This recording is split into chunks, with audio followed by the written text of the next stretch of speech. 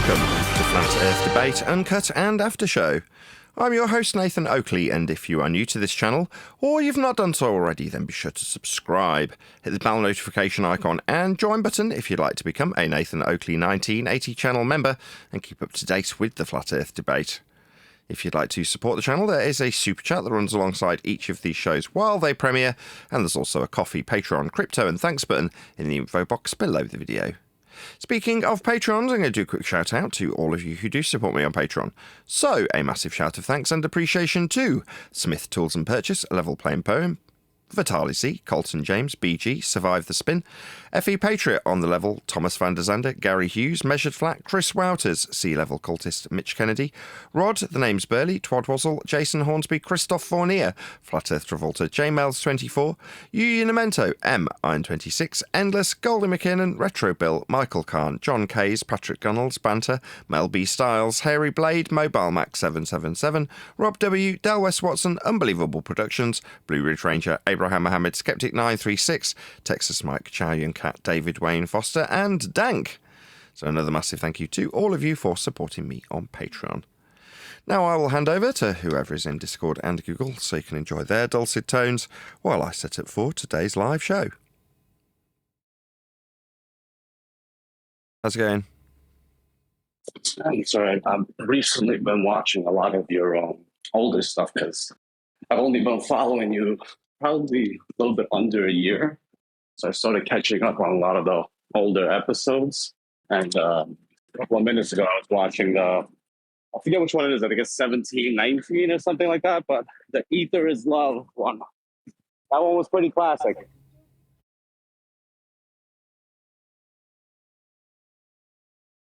I was on mute, sorry. Well, good stuff. Pleasure to have you, Vitali.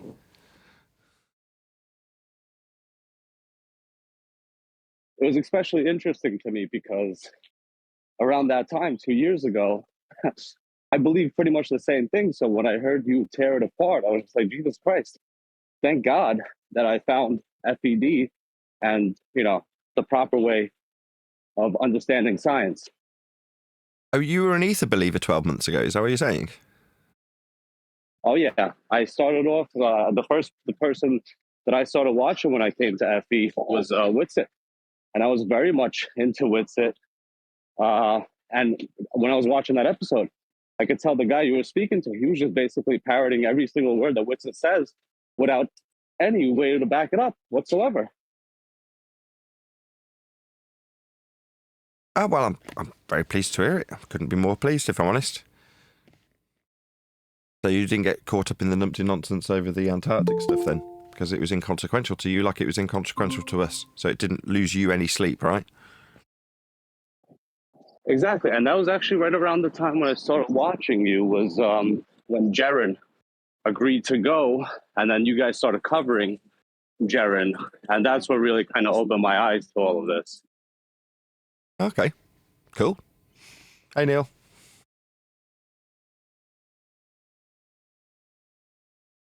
What's happening? Not a lot. I was talking to my daughter about my show in general. She's getting a little bit older. She can understand a bit more what's going on. And even she was quick to identify that the people who engage with me fear me. And at first I was, cool.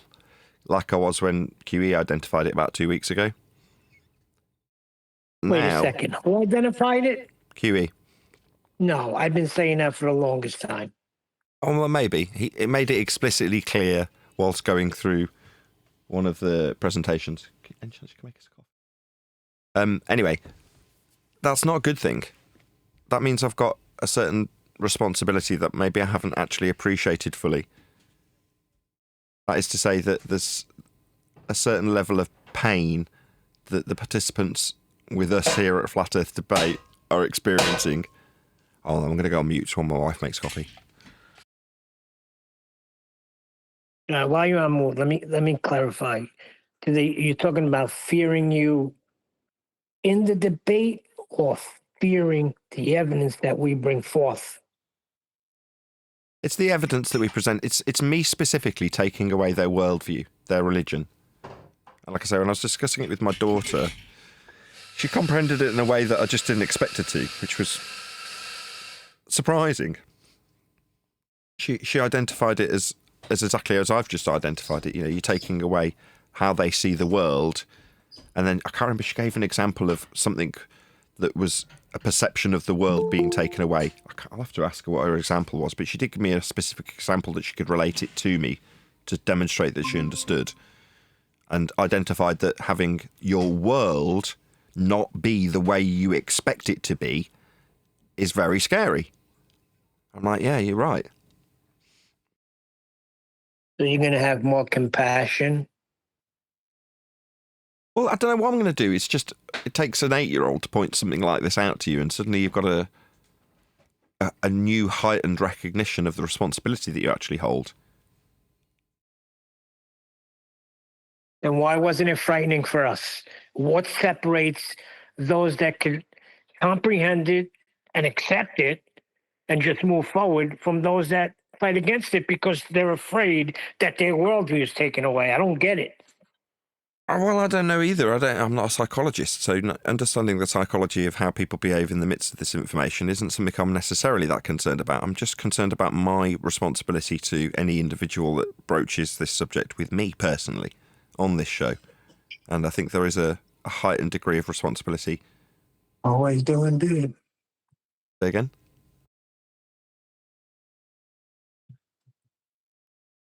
Well, we say it when we say share your pain, right? We know they're in pain. Look at the other day. People were just blurting stuff out. As soon as you started breaking stuff down, somebody will come in and curse you out, swear at you, effing retard baller, flat earther, and then go on mute. So we say they're just in pain, right? It's just a fundamentalist zealot in pain, right? Well, no. Change the intonation on that sentence and suddenly it's much more serious. That person's in pain.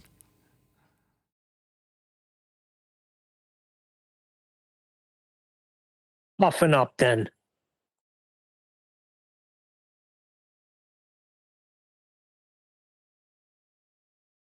Maybe.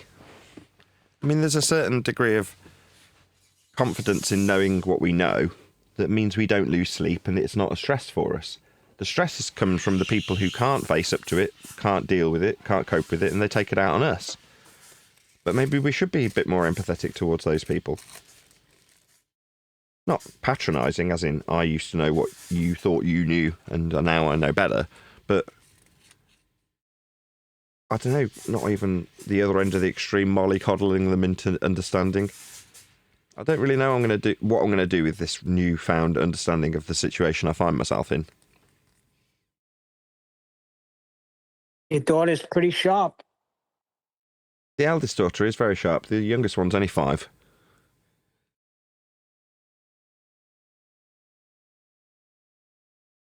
Perhaps that's what, I got to be a little more gentle with my son then. Maybe that's what he's experiencing. I don't know. It's fight or flight, isn't it? Basically, and that's exactly the right phrase after yesterday's video Kiwi was reviewing. By the way, he said, don't touch it. Don't touch what? The video. He wants to do it together. Once again, nobody's looking at it any further than we looked at it yesterday. And we're all going to watch it together. By it, you're talking about Duffy and Wolfie? Oh, yeah, I'm sorry. Yeah, the video Kiwi went over yesterday with Duffy and Flathead Pilot. Yeah, I mean, that idea that I discussed this morning in the car with my daughter on the way to her homemade gymnastics class was the concept that was cementing its way in my brain pre-sleep yesterday on QE's on QE's show. I'm sorry, I had my mic open at that time, and you said, "Excuse me." I meant to say something to allude to what Neil was saying. Yeah, I don't buy it, I don't get it, and I don't accept it. As far as why it was easy for us who are here, who are all previous, except for me. I was always, like I told you, you don't know my story. Righteous knows my story. I've always been a skeptic because when my father brought me up understanding it. So I usually brushed it off his shoulder and said, okay, this is sci-fi, and that's from the age of 8 years old on. But I never went about it fighting about it. And I've always heard about, cavemen and the dumb past civilizations believing the world is flat, but now we've ascended to the knowledge of science, and now we know that we live, all of that was like basically like I used to scoff it off. That's why I love this whole movement right here, because it's something that I can actually be involved with besides music, and sports that has to do with real life. But just like we were all, I wouldn't say converted, but was enlightened, as I would like to say it, there's no excuse. They're grasping and holding on to it because they don't want to or they can't. So you could take as don't want to as being incentivized, compromised, or, just whatever other motives. And the ones that can't are the ones that, like John always says, they just can't grasp it because they're so indoctrinated that they can't see it any other way. Because I'm not a psychologist, so I don't know what to appeal to in that regard. I don't know, is the answer. I don't know if that's think about that. It's almost like if you've been raised by a loving couple and then you find out that they're not your parents and you meet your real parents. That's hard to accept because they were so loving to you. That's what the heliocentric thing is. It's such a loving, fun, fantastical thing. I want to go to Mars. Huh? Wait a second. You got meteors that could strike at any time. How's that loving? Well, no, okay. Well, you got foster parents that are known to do bad things. So we got the good and the bad. But the point I'm making is when somebody tells you that that loving couple is not your biological parents when you're an adult, when they raised you since you were before you walked, that can be a very aggravating and battling thing to accept, to the point where you can even get violent with the people who are telling you otherwise. You dig what I'm saying? So that's what it is. You do know you're using a Witsit comparison, right? Sometimes you have to, because that's the layman. That's how you talk to the layman. It's called metaphorical, speaking metaphorically, trying to give people scenarios so they can understand like some type of parallel thing. Because that's the only reason why I could say it. And you can say it's cognitive dissonance, Think about it. They've been raised that way for so long. I'm talking about the people that can't. I'm not talking about the people that don't. The people that don't are two sides. They're the ones that know but are incentivized to keep denying. And there's some that don't, that are a little bit like that child that grew up and doesn't want to accept the fact that that loving couple or that couple that raised them is not their biological father or mother. It's just, it's a psychosis. It's definitely Especially a if you psychosis. find out your real parents were drug addicts. Exactly. Things like that. You know what I'm saying? There's a lot of stuff. What? You're my aunt? You're not my mom? Yeah, your sister was a crackhead. That shit is hard to accept.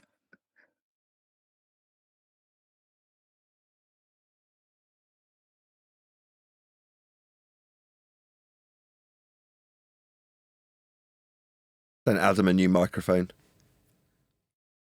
Or a I need a new mic. Say again? I need a new mic?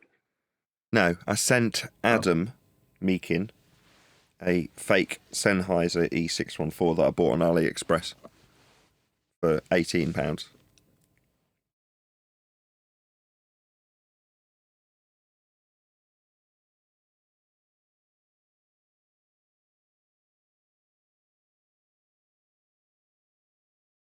If you got any mics you want to get rid of that are good mics that you just let me know. I've sold Because them. I respect your knowledge on mics of how you can find the inexpensive ones that pretty much can do the same performance as the most expensive ones. And like I said, I have a application mic modulator that has a listing of all the microphones top notch, and you can use, like, say, you can be using a regular mic, a Shure 58, and you can put it through the modulator, and it can make it sound like this close model to Newman 47. Cool. Yeah, that's equalization for you. I've seen people in Pro Audio do it where they take an SM57 or something like that and just make it sound like a 400, 500 pound DPA mic or something similar. Okay, this is the mic. Yeah, I'll you show said you. the key word. I'll show you what I got. You out said of the it. key word, equalization. Yep, that's how they do it. Yeah. Yep. This is what I got, Adam. It is a fake Sennheiser E614 from AliExpress, and it's actually not a bad microphone. So I've got it wired up via the iRig Pre HD direct into my iPad Pro, and this is how it sounds. It is definitely susceptible to plosives, but it's basically a very simple circuit with a cheap electric condenser on the end of a very cheap, probably Shep's circuit. So yeah, this is how it sounds. This was £18 here in the UK. It definitely is not a Sennheiser though. That don't sound bad, does it?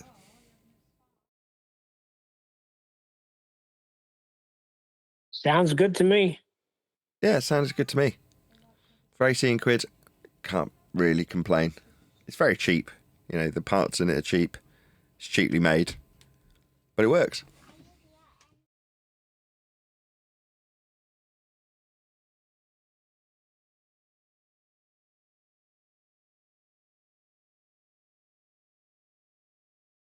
Just not designed to last. Chinesium stuff is just Chinese, isn't it? So, whereas on the Sennheiser, the German-made one, the circuit board has a little tab that's been made by Sennheiser to attach the capsule, so that when you slide it out, the whole thing comes out as one.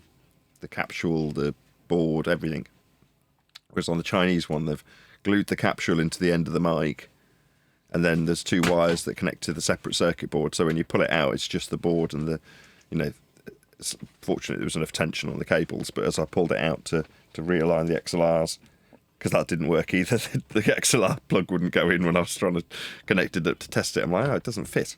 So I had to take it to pieces, realign the XLR, put it back together with an XLR on the end of the circuit board, slot the circuit board with an XLR cable attached, then tighten it down. Then it worked. I'm like, man, this is awful. But at least it works.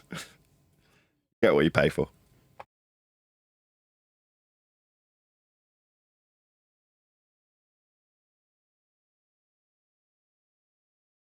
Yeah, I'm gonna let today go by, but if it doesn't come today, I'm gonna write a letter. Oh, you're going to send the guy an email if he doesn't come? Oh, this is something else. Yeah. So this is my daughter's rig, isn't it? That's not that big a deal. If it doesn't come, it doesn't come. How long does it take certified Yeah, mail I really wanted to to. reach you? Me? Anybody. I don't know. Usual. When you buy something cheap off some random website, though, I don't tend to expect it to come in a hurry. Okay, say a lawyer is sending you something certified mail. Give it a week, you 10 say? days. 2 days. I heard 2 and I heard 10. I'd say 10 for goods. I hear if something doesn't come next day, then that's awful. We expect it the next day. Well, it depends on where it's coming from. If it comes from somewhere in your own country. England's not that big. America's huge. Fair enough.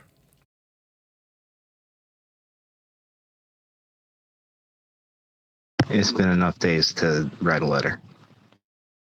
Yeah, it's been about 10 days since you ordered it, right? Something like that. Maybe a couple of weeks. I think 15. Couple of weeks then. Oh, that letter's overdue.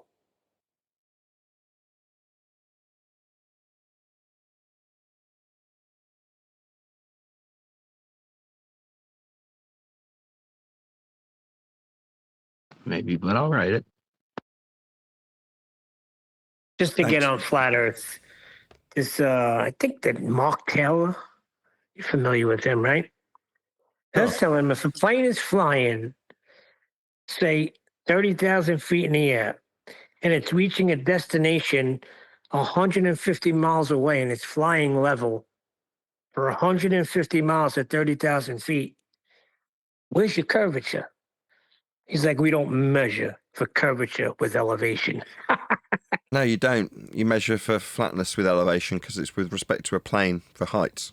So when the baller dicks now start saying things like, we don't measure for curvature. No, you don't, do you? That's because there isn't any. However, you are still measuring your elevation with respect to something. That's a flat plane. It's a flat earth proof. It's not your indignant, we just don't account for our religious belief in this particular regard. Well, you better. And if you don't, you better not be using a flat surface level to account for height because you'll get told off by me. Yeah, then he said it's our misunderstandings of geometry. There's no misunderstanding. Heights are measured off surface level. It's very simple, flat earth proof that you, a globe-believing dick, would need to hijack, and we're just not going to let you anymore. Yeah, if you want to use flat earth measurements, you better understand and recognise how flat earth is for you to be using them. Or don't use them. It's just that simple. Oh, you want to deny that earth's flat? All right, well, don't use our measurements then. It's just that simple.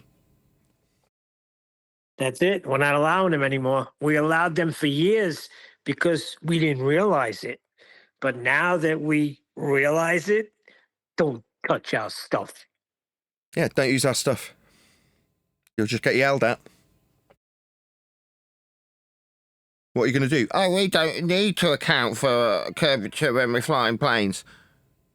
I don't give a crap what you do. What we will be and are doing is measuring and referencing a flat plane. That's what we actually do.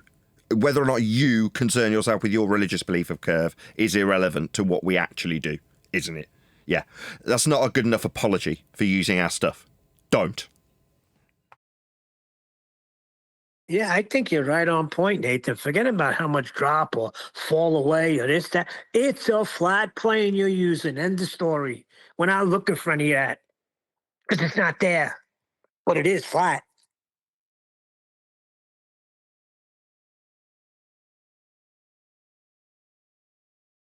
Yeah, don't use our stuff. One thing to mock us and ridicule us for understanding and recognising how flat Earth is. It's another thing to mock us for not recognising how flat Earth is and adhering to some nonsense model that's been handed down the line to flat earthers to make them look like idiots. Those two things are very different. Feel free to mock idiots who adhere to the azimuthal equidistant North Pole-centric globe projection. No worries. That's not us. But mock us for use of flat Earth measurements you will be using, and you'll hear about it quickly. So, just to talk about QE's show yesterday real quick, I think they're on a damage control campaign, but there's nothing they could do about it. It's over. It seems they want to change how they're going about doing things. Like I used to say, like, if the math is broken, they'd have to fix the math. Well, yeah, it seems like they're trying to see what kind of avenue they can get to, and in the end, I don't think they can get anywhere from horizontal. You know what I mean? Look at them yesterday holding a globe and a freaking, what do you call it? A toy plane over it. Saying, well, they think the plane flies like this and they move it over the globe, but actually it's hovering and they're spinning the globe. Really? So everybody's taking a Harrier, right? Planes don't need to fly no more. They just go straight up in the air and the earth will do all the work. They're a bunch of idiots. This video yesterday, everybody should bring that to global channels all over and say, this is what you got. Yeah, these are people who recognise the awful truth and need to combat that awful truth, suppress what we point out about the awful truth by mocking us personally and ridiculing us personally or as a collective. Flat earthers need to be under the understanding that we don't account for curvature, but Earth is already assumed to be spherical, and this is how we see it, holding a ball, showing a model. No, you're projecting what you need to recognise as your worldview when you apologise for the lack of curve in a flight.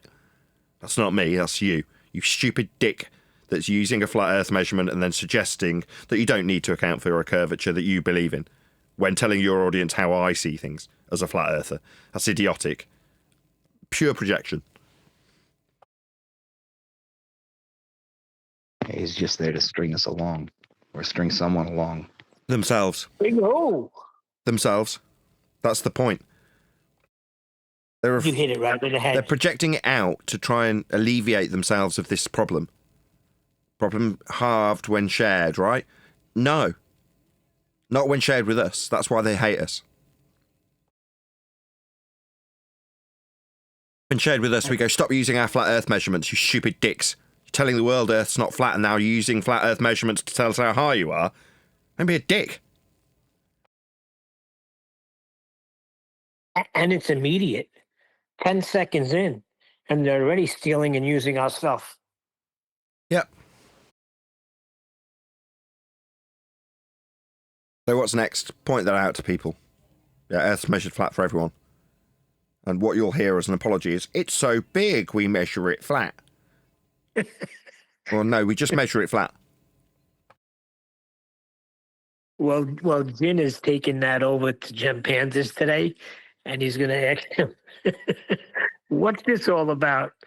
Oh, boy, I told him record it so he could hear it. What's all what about? The video yesterday, he's going to be these two stooges holding a toy globe and a toy plane. He's going over to Jim Pandas with that. He's going to ask them, this is what you have?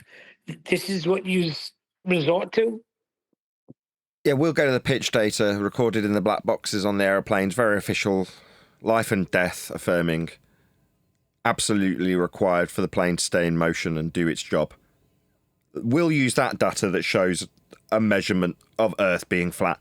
They can hold up a toy plane and tell you how flat Earthers see things. Good job. That's good. I like the way you did that. We're official, and they come with their toys. Yeah. That's what it boils down to. We're looking at black box data and going, Earth's measured flat.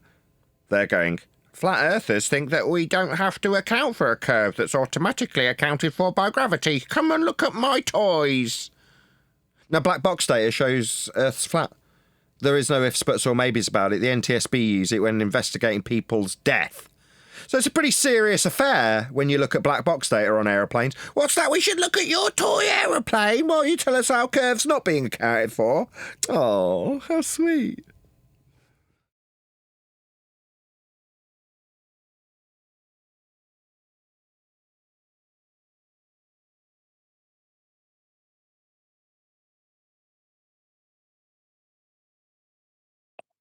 And it's only going to get worse for them. Can't get any better. You there, D?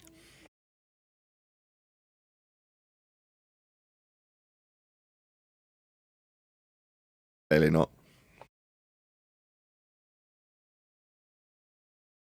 So yeah, Adam's new mic is winging his way onto him today. He should get it in the next couple of days. And I've got a new capsule coming from my daughter. Hypercardioid. So if the shotgun mic doesn't materialise from the States, then I've got one that will put her a couple of wickets away instead of one wicket. At the moment she's got a cardioid capsule, so she's got to have the thing right next to her face for it to work properly. Well, a hypercardioid capsule will get it a couple of fists away, and the shotgun mic capsule that I've ordered from the States that may or may not materialise will put her about 3 fists away, or 3 wickets, or whatever you want to call it. Extending out your finger to thumb, about 6 or 7 inches. So she can get the mic to about 18 inches with a shotgun mic, 12 inches with a hypercardioid, and 6 inches with a cardioid. Well, I've ordered her a hypercardioid. That's on its way from here in the UK, so that's no issue. And my AKG mic that I bought for voiceovers is being modified by Craig as we speak. So that'll hopefully come back in the next couple of days. And then I'll finally shut up about microphones. The only How's other your thing... daughter doing with that gaming on anyway? How's that going?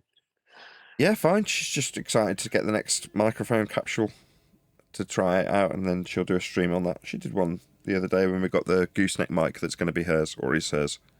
She did a quick stream then.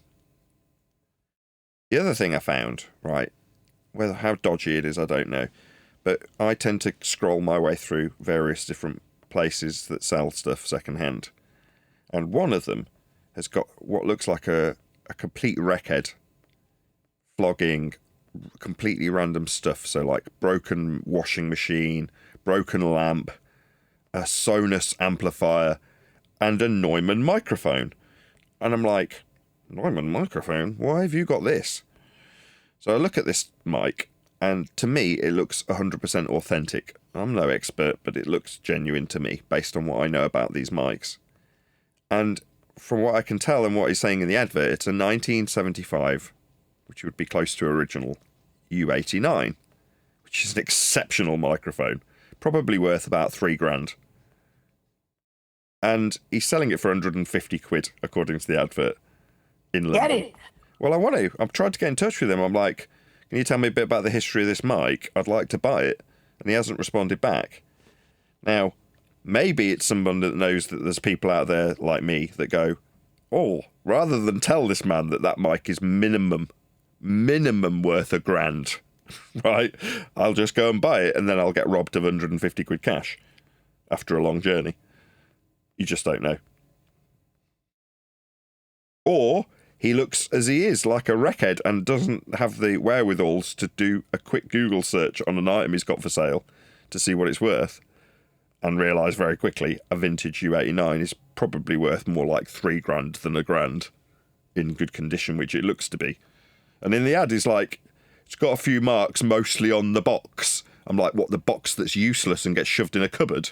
But the mic looks immaculate. Who gives a shit what the box is doing? Telling me it's got some marks on the box from your 1975 vintage Neumann for 150 quid. I'm like, there's something not right here. But nevertheless, if he gets in touch with me and I go, gotta go, and immediately shut down the show, it'll be because I'm jumping in the car and driving to London. I think it's too. He either is ignorant of it or he's scamming. I think he's ignorant of it. He doesn't know what he has. Yeah, he's saying it's a vintage 1975 mic, therefore it's very old. Well, it's got to be worth at least 150 quid, right? Is what's gone through his mind when he's listed it. Rather than, let's have a quick look at what these vintage Neumanns now go for. And going, wow, holy crap, this absolutely knackered wreck of a mic's going for £1,000. Mine looks nicer than that.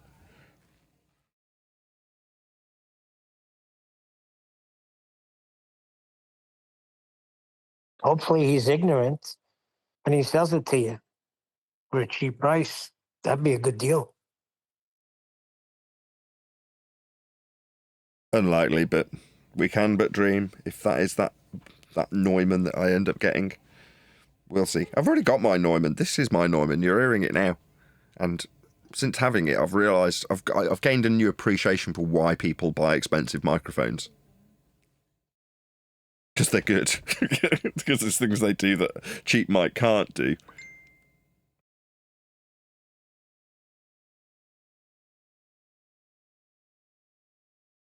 I re-listened to that video and George Harrison does pronounce it like you. What, Neumann? Yes, I was pronouncing it wrong. I was pronouncing it the way it's spelled. We say Newman here.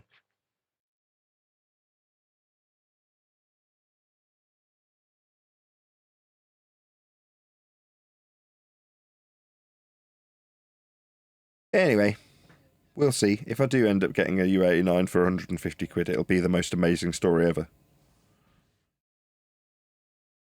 Is D-Rose still here or is he busy? I don't know.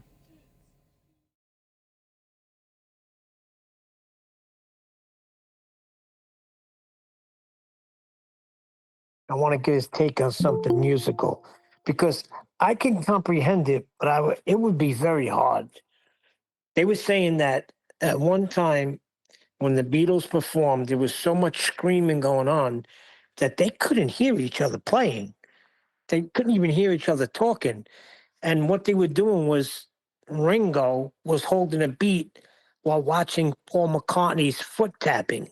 That's the only way he can keep the beat because he couldn't hear a damn thing. They didn't have what we have now. When you go to a concert, they got the music playing right back at them, the musicians, so they could hear what's going on. That must have been a fiasco.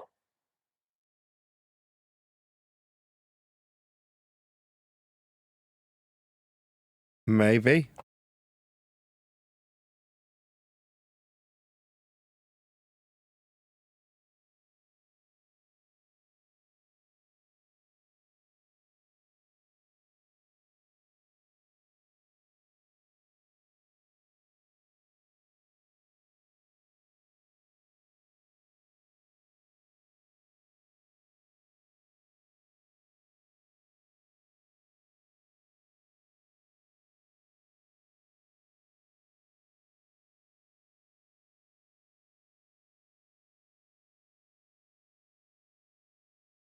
Yeah, I'm here working as usual. I was telling Nathan before how I was catching up on a lot of old episodes. I was watching the one with Ether is Love. And another one that really caught my eye was the one where he went on someone else's show. I forget where it was that guy Patrick and then the other two guys. That was, to me, classic. The look on the one guy's face when Nathan was explaining science was just, I don't know, it was priceless.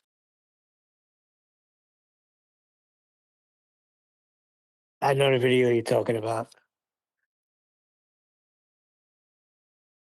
That's the one where you said air.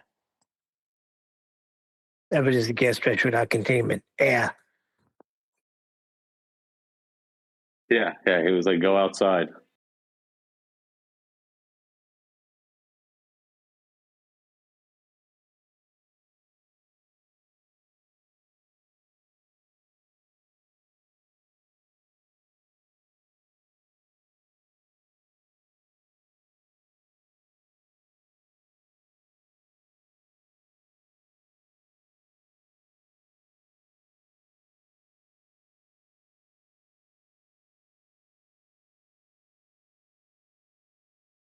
Mighty Mush there?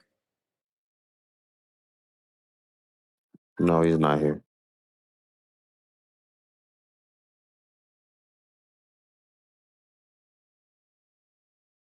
When there's no fight, it gets really quiet. No, I think Nathan offended Mush there. That's why he's not been around. Offended Mush? What do you mean? There's certain people you can't talk to them the way you talk to them, no matter how you're debating over what were we talking about back then. Everything going east to west, rising east and setting to the west. But you were saying that it comes No. back around and eventually it goes west to east. I don't buy that for 1 second. I don't think... No. There's no way Mush is offended by that. You're gonna tell me I talked on Saturday. If I'm telling you something, I know something. Right? Mush has been as active as usual in the Discord main chat and has been promoting the show as usual, so no change in his behaviour. I'm not saying he hasn't, but he hasn't been here live with us.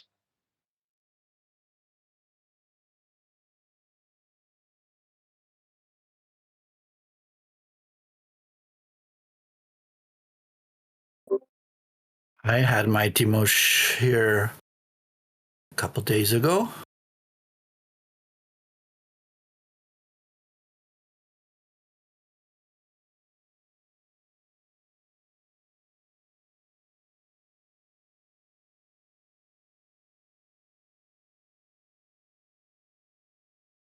Did you want me to pop along to politics? See what's going on there, Neil? Yeah, let's drop in there. Right, gentlemen of Discord. We will toddle along to politics. We'll probably be back shortly. We'll see how it goes.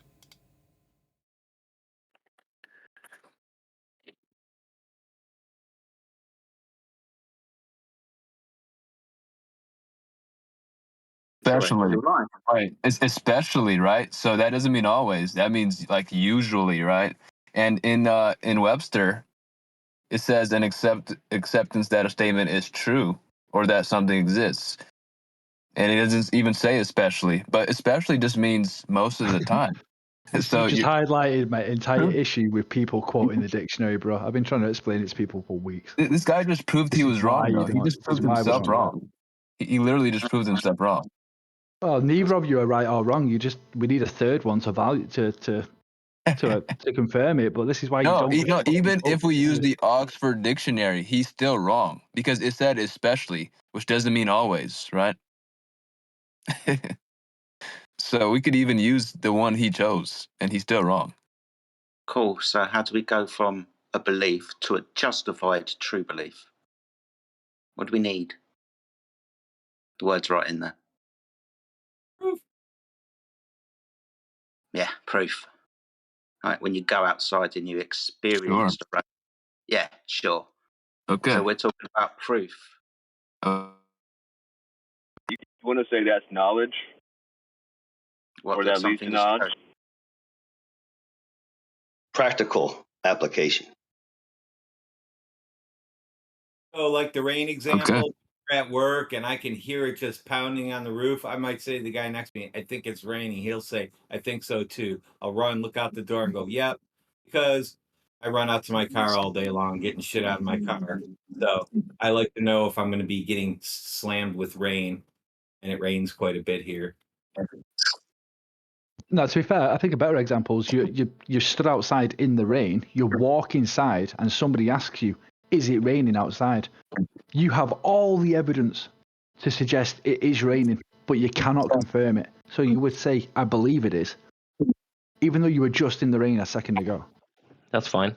You know? That would still be a belief. You haven't confirmed it. You don't have direct experience of the rain. Yeah, so that's a belief. Once you've had direct experience, then Alvian, that belief becomes knowledge. Can you mute? You don't need to believe. You don't need to believe that heat boils water, my friend. Yeah. You know No, it because I you've done it a million times, and you know enough heat will boil water. That's not a belief. That's knowledge. You get that Alvian guy to mute. Guy at the bottom of the chat, L11 or something. Yeah, no, I agree, Jedi. I was on the fence about it, but yeah, I don't think you can. Because as soon as you step out of the rain, you've lost that in the moment knowledge. You know? So, like, really, it's just knowledge based, isn't it?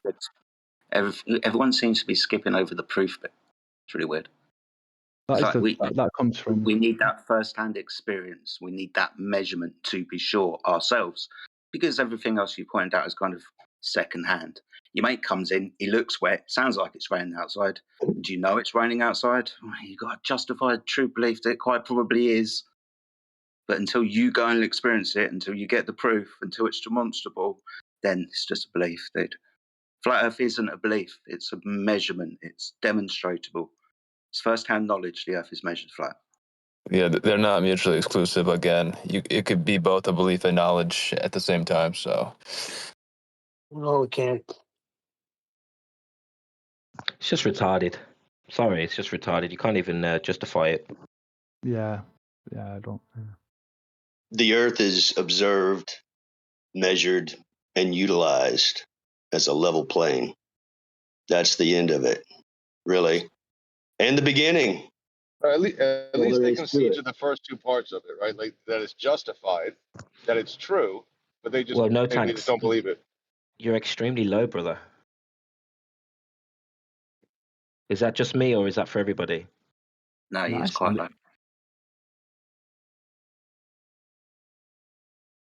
Sorry, say that again. No tanks.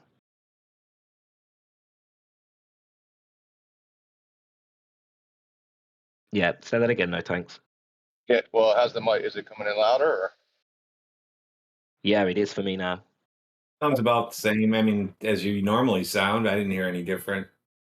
All right. Yeah, I was just going to say at least if they're agreeing to that they're on board then that there's a justification for the Earth being flat. It's true that the Earth is flat, but they just don't believe it. They just need that last part.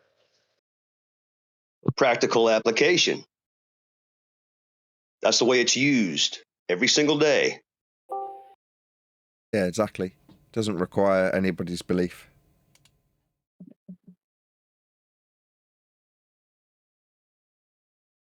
Good to hear you, Nathan. Hello. Afternoon. Yeah, welcome, Nathan. Great to have you. Thanks for having me. I'm not going to do my takey overy thing like I do on Friday. I'm just popping in, massaging my way back in. My wife's birthday was on Monday, so we've been seeing the Harry Potter sound stage down in London. Nothing exciting from a flat Earth perspective, but very exciting for me seeing Harry Potter stuff. Excellent. We're just taking turn at the guillotine here.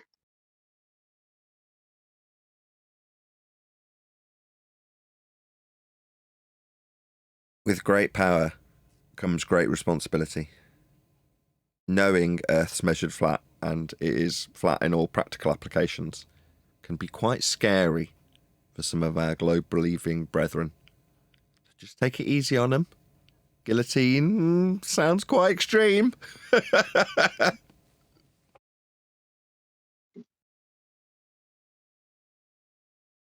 You're a Hard to flat take it earther, easy Harry. on them. Hard to take it easy on them when they're trying to justify science is basically pseudoscience, metaphysics, mathematics, whatever you want to add on to that. It's very frustrating. Yes, and maybe I'm not the right person to say this with a newfound realisation of these facts, but the average Joe that's trying to tell you you're wrong about Earth being flat really just needs a bit of pain relief, right? Needs to get it out. Needs to tell you how dumb you are and how wrong you are, because he can't bear the idea of being wrong about the globe that they've lived on for so long. So we just have to be gentle with them and maybe have a bit of empathy for them. They're projecting their pain onto you. When you say it's frustrating, it's their frustration that they're like vampires, because they're sucking it out of you while you get frustrated. They get pain relief. And it's not your problem, is it? You know how Earth's measured. So it's not really your pain to endure. It's not your cross to bear, but they're making sure you bear it for them, aren't they, when you get frustrated?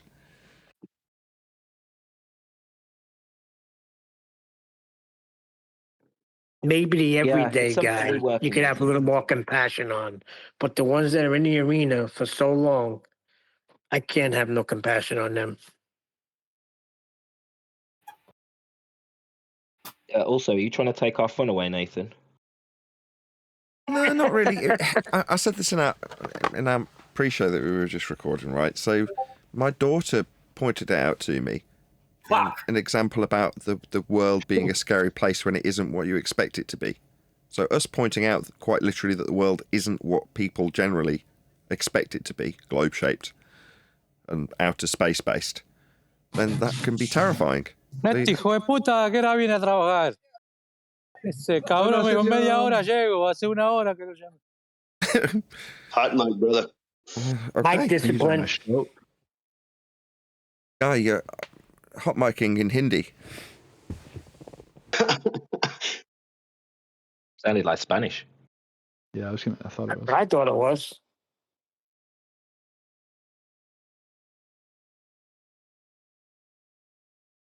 So your daughter gave you a whole new outlook, Nathan, and you're going to be a little more gentle when people come in here promoting the globe? When an 8-year-old points out that that's very scary, having your worldview taken away, the world becomes quite a scary place, you're like, oh yeah, you're right. And their fear, which could be a flight, running away from this, putting your head in the sand, whatever you want to phrase it, isn't what we get to experience when Last Man Talking was saying it's frustrating for him. Well, that's because the opponent isn't flying away from this awful truth. They're fighting it, aren't they?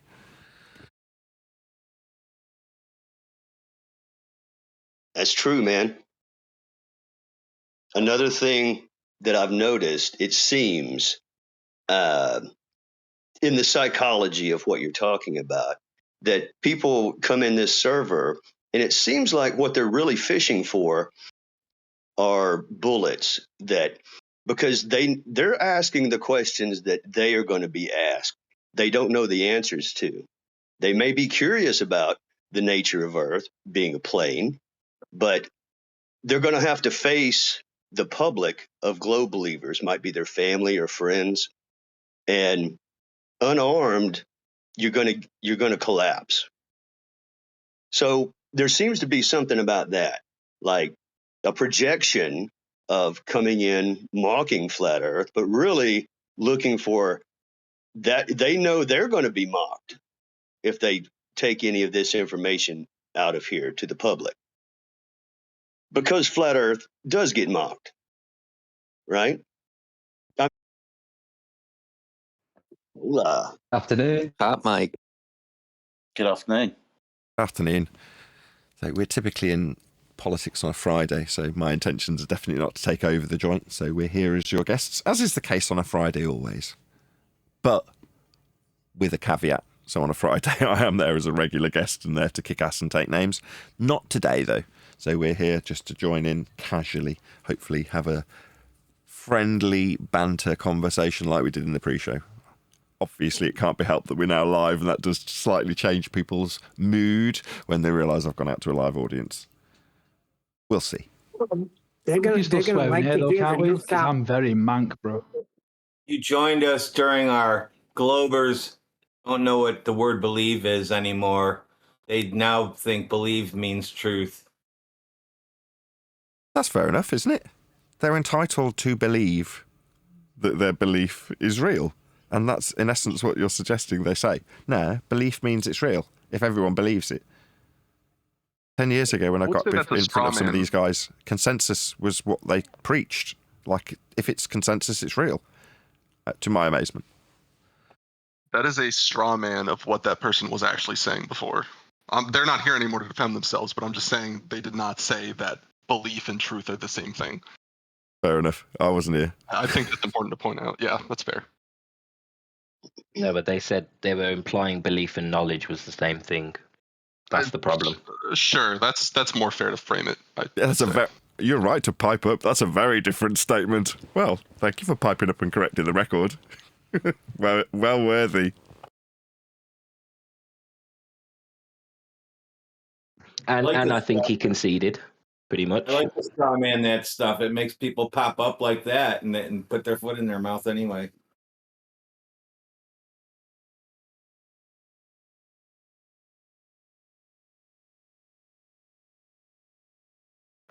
So what about the globe, Pads? Is the globe, does that fall under the category of knowledge for you or belief? Yo, sorry, what did you say, bro? I'm just about to start sending gifts and shit inside chat. What did you say? Sorry.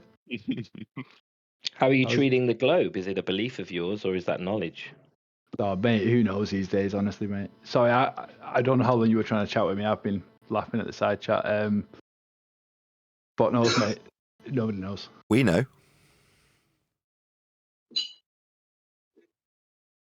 It's pretty straightforward. It's pretty easy. You agreed with the definition of belief and knowledge earlier, so can't you categorize it? Yeah, lack of evidence in it, essentially. I think we went with. That means your globe's a belief, right? Yeah, definitely, bro. I think I've explained this to you before. Yeah, I'm not going out there doing many shit myself, so I'm not gonna lie. It is a bit of get out of jail free card, but until I start conducting experiments and calculating shit myself, I take it all upon faith, bro. Even the fact that the external world exists, right? You're probably not even sure of that. It could just all be an illusion from your mind. Say that again. How are you distinguishing that the external world exists, or is that just also a belief you take upon faith because it could all be an illusion from your mind? I mean, it could. It could, sure. I Well, mean, God then you created can't know anything. Yeah, that is. but there's a word, you there's a word agree for that, absolute. But you agree absolutes exist, right? Absolutes. Like, do you agree you're absolutely having a conversation on Discord right now? Yeah, that's got deep real quick. Just the small disclaimer: I am a stoner. But yes to no. I guess no. Like as you've just said, bro, we can't have. Okay, then you can't know anything, bro. Yeah. So there's no point because you could possibly just be talking to some voices in your head. So why would you open your mouth? Quite well. That's because the guy asked me a question. He's leaning into Descartes. How do you know that? Why? How do why? you know Yeah. that? Yeah. I mean, fair enough. You've led with Descartes. I don't know why. He retorted with, "I'm a stoner," which was probably the best response to that little chunk of philosophy you're throwing at him. Yeah, well, it was just exactly. It was going to go deep real quick, wasn't it? So small disclaimer. Well, I just wanted to see if he could know anything. That was all. No, it's a good little acid test. I think I am down the with a branch of. I don't think we can confirm anything, can we? Of course we can. Like, I really do not Well, believe how in this, could you like, confirm that? How could you confirm that statement that we can't confirm anything if you can't confirm anything, bro? Come on. Stoner guy, he's just toying with you, man. He's just toying with you. How can Yes, we confirm and the he Earth was is flat? It's good having fellow Brits around. I'm not gonna lie. You're done. I'm not going to help you. No, me. You don't know if there's fellow Brits around. They could all just be voices in your head, bro. Why are you doing this to him? This isn't just I mean, mean. This is tantamount to bullying at this point. No, right, I will not have Descartes used in such a way. There's no need for this. How can we confirm that the Earth is flat?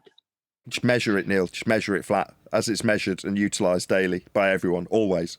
So just utilise it in some way that requires measurement, and you'll see how flat it is pretty quick. Would you agree that if she has an Adam's apple, then she is a he? Would you agree to that, mate? No, definitely not.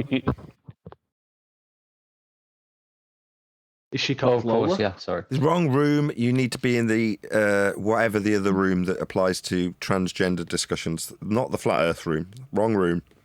Aren't you on my panel? Well, they're turning triangles into circles. They're turning science into metaphysics. We've been doing that for years, bro. Turning triangles into circles. Not a contradiction, Neil. It's on screen for the audience now. This is what he's talking about, right? Elevations from the plane in the centre of a ball to create a ball with the outside extremity becoming a radius to give you an outside edge called the equator to then transpose into a sphere. That's triangles into circles. I think that's what he was talking about.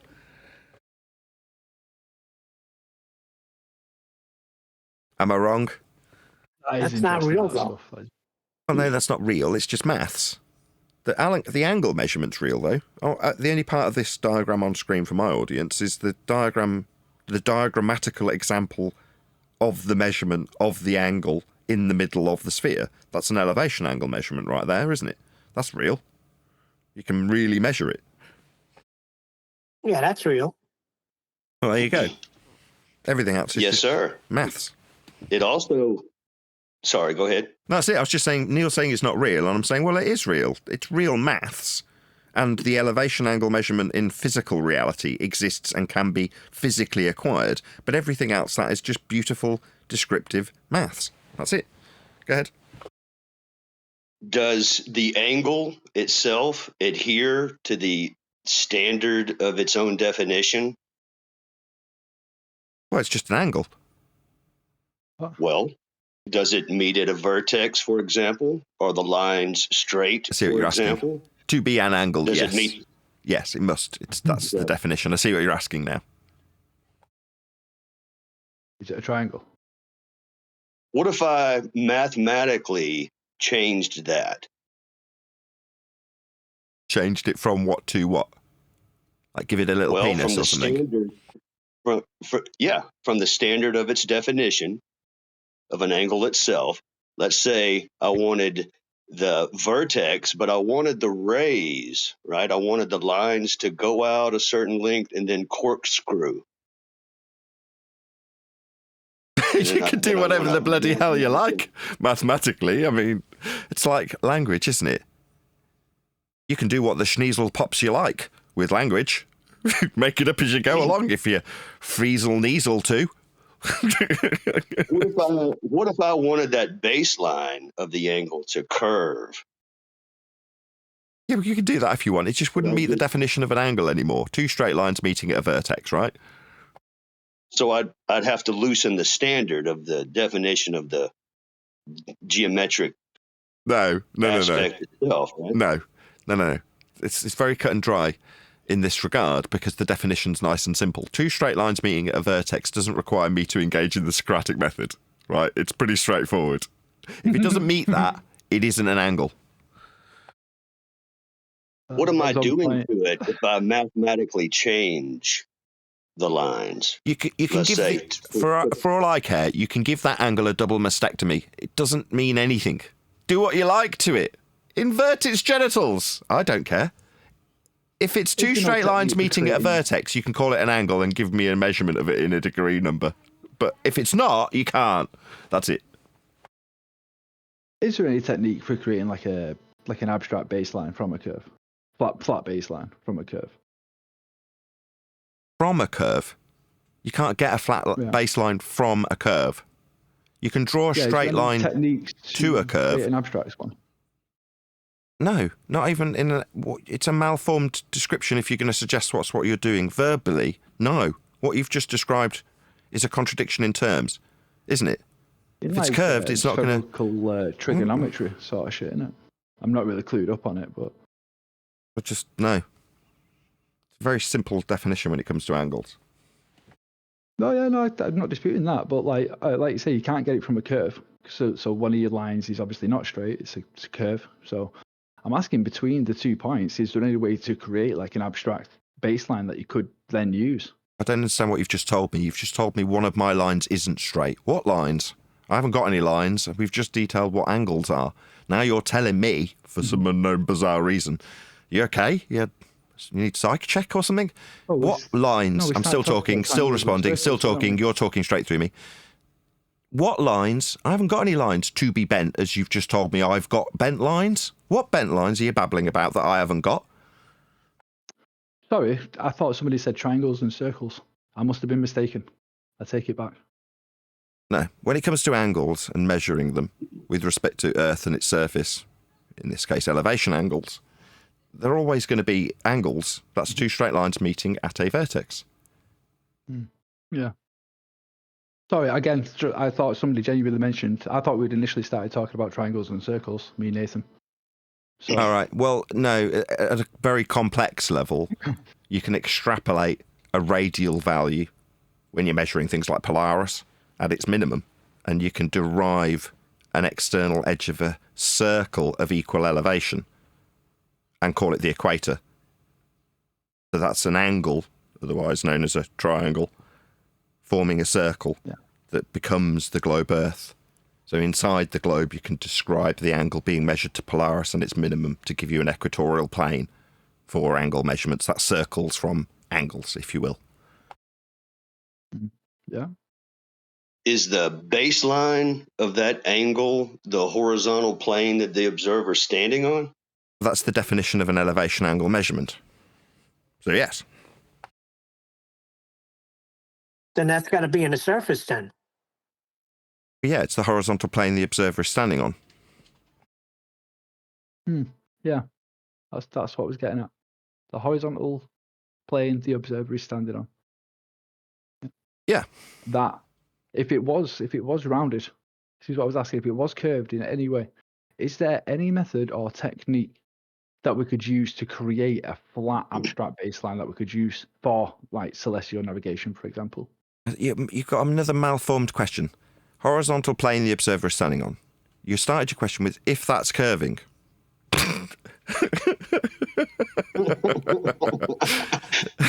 That's what we're at. No, it isn't. It's a horizontal plane. Okay, never mind. Not really. But as a globe believer, you know, unlike the depiction, right, it's a fundamental misunderstanding by globe believers that you have to bend the horizontal plane the observer is standing on. Like depicted on screen now for my audience, right? In globe belief, you're still standing on a horizontal plane within the sphere of a globe Earth that you think has a map wrapped around it on the outside of it. Well, no. To mathematically describe heliocentric motion, you're inside a ball on the equatorial plane, measuring angles with respect to that plane you're standing on. It's just not the ball that's then mathematicized around your position on a plane. So you don't have to bend the equatorial plane. The equatorial plane's flat to create the globe. Now, if you bend that equatorial plane, number one, you're bending an axiomatic principle of horizontal, which is utterly absurd. But it also violates the base principle that the globe's been created from. That would be the measurements of Earth as a flat plane. The one we're standing on inside the globe when it's then describing heliocentric motion, for example. Obviously, we can't stand in a globe. That's absurd. But we can measure, and we do, stand upon a flat plane. we reference it and measure it to create the ball that many idiots believe they're standing on, because they don't understand how to reify it, and when they describe measuring from a curved surface for angles, utterly absurd idiot. No, we don't do that.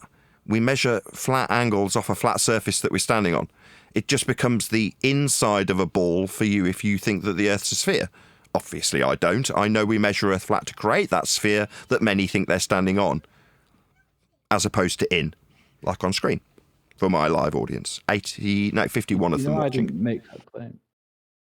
You're saying that the actual equatorial plane, the horizontal plane that an observer would be standing on to view Polaris and get that angle with a straight baseline of the ground, is moved to the equator of a globe, to No, the plane no, of the not moved. equator Not moved, inside no. the globe? Not moved. It is the equator of the globe, the minimum of Polaris. That is what forms the equatorial plane. That is the plane. It's not changed. It doesn't need any adjustment. The minimum is just where you lose sight of Polaris. When does it breach the horizon, so to speak? That's the equator, if you're measuring it at that point. Well, it's not, as the globe believers think, that's the outside edge or the extremity to the outside edge of a ball that they can't actually stand upon. To get that value, mathematically, you'd be within the ball at the start of your mathematicization of the Polaris measurement. Inside the ball at its zenith is the center of the axis that's going to form a globe, and then the outside edge is the minimum angle that you'd measure to Polaris. That's the equatorial plane.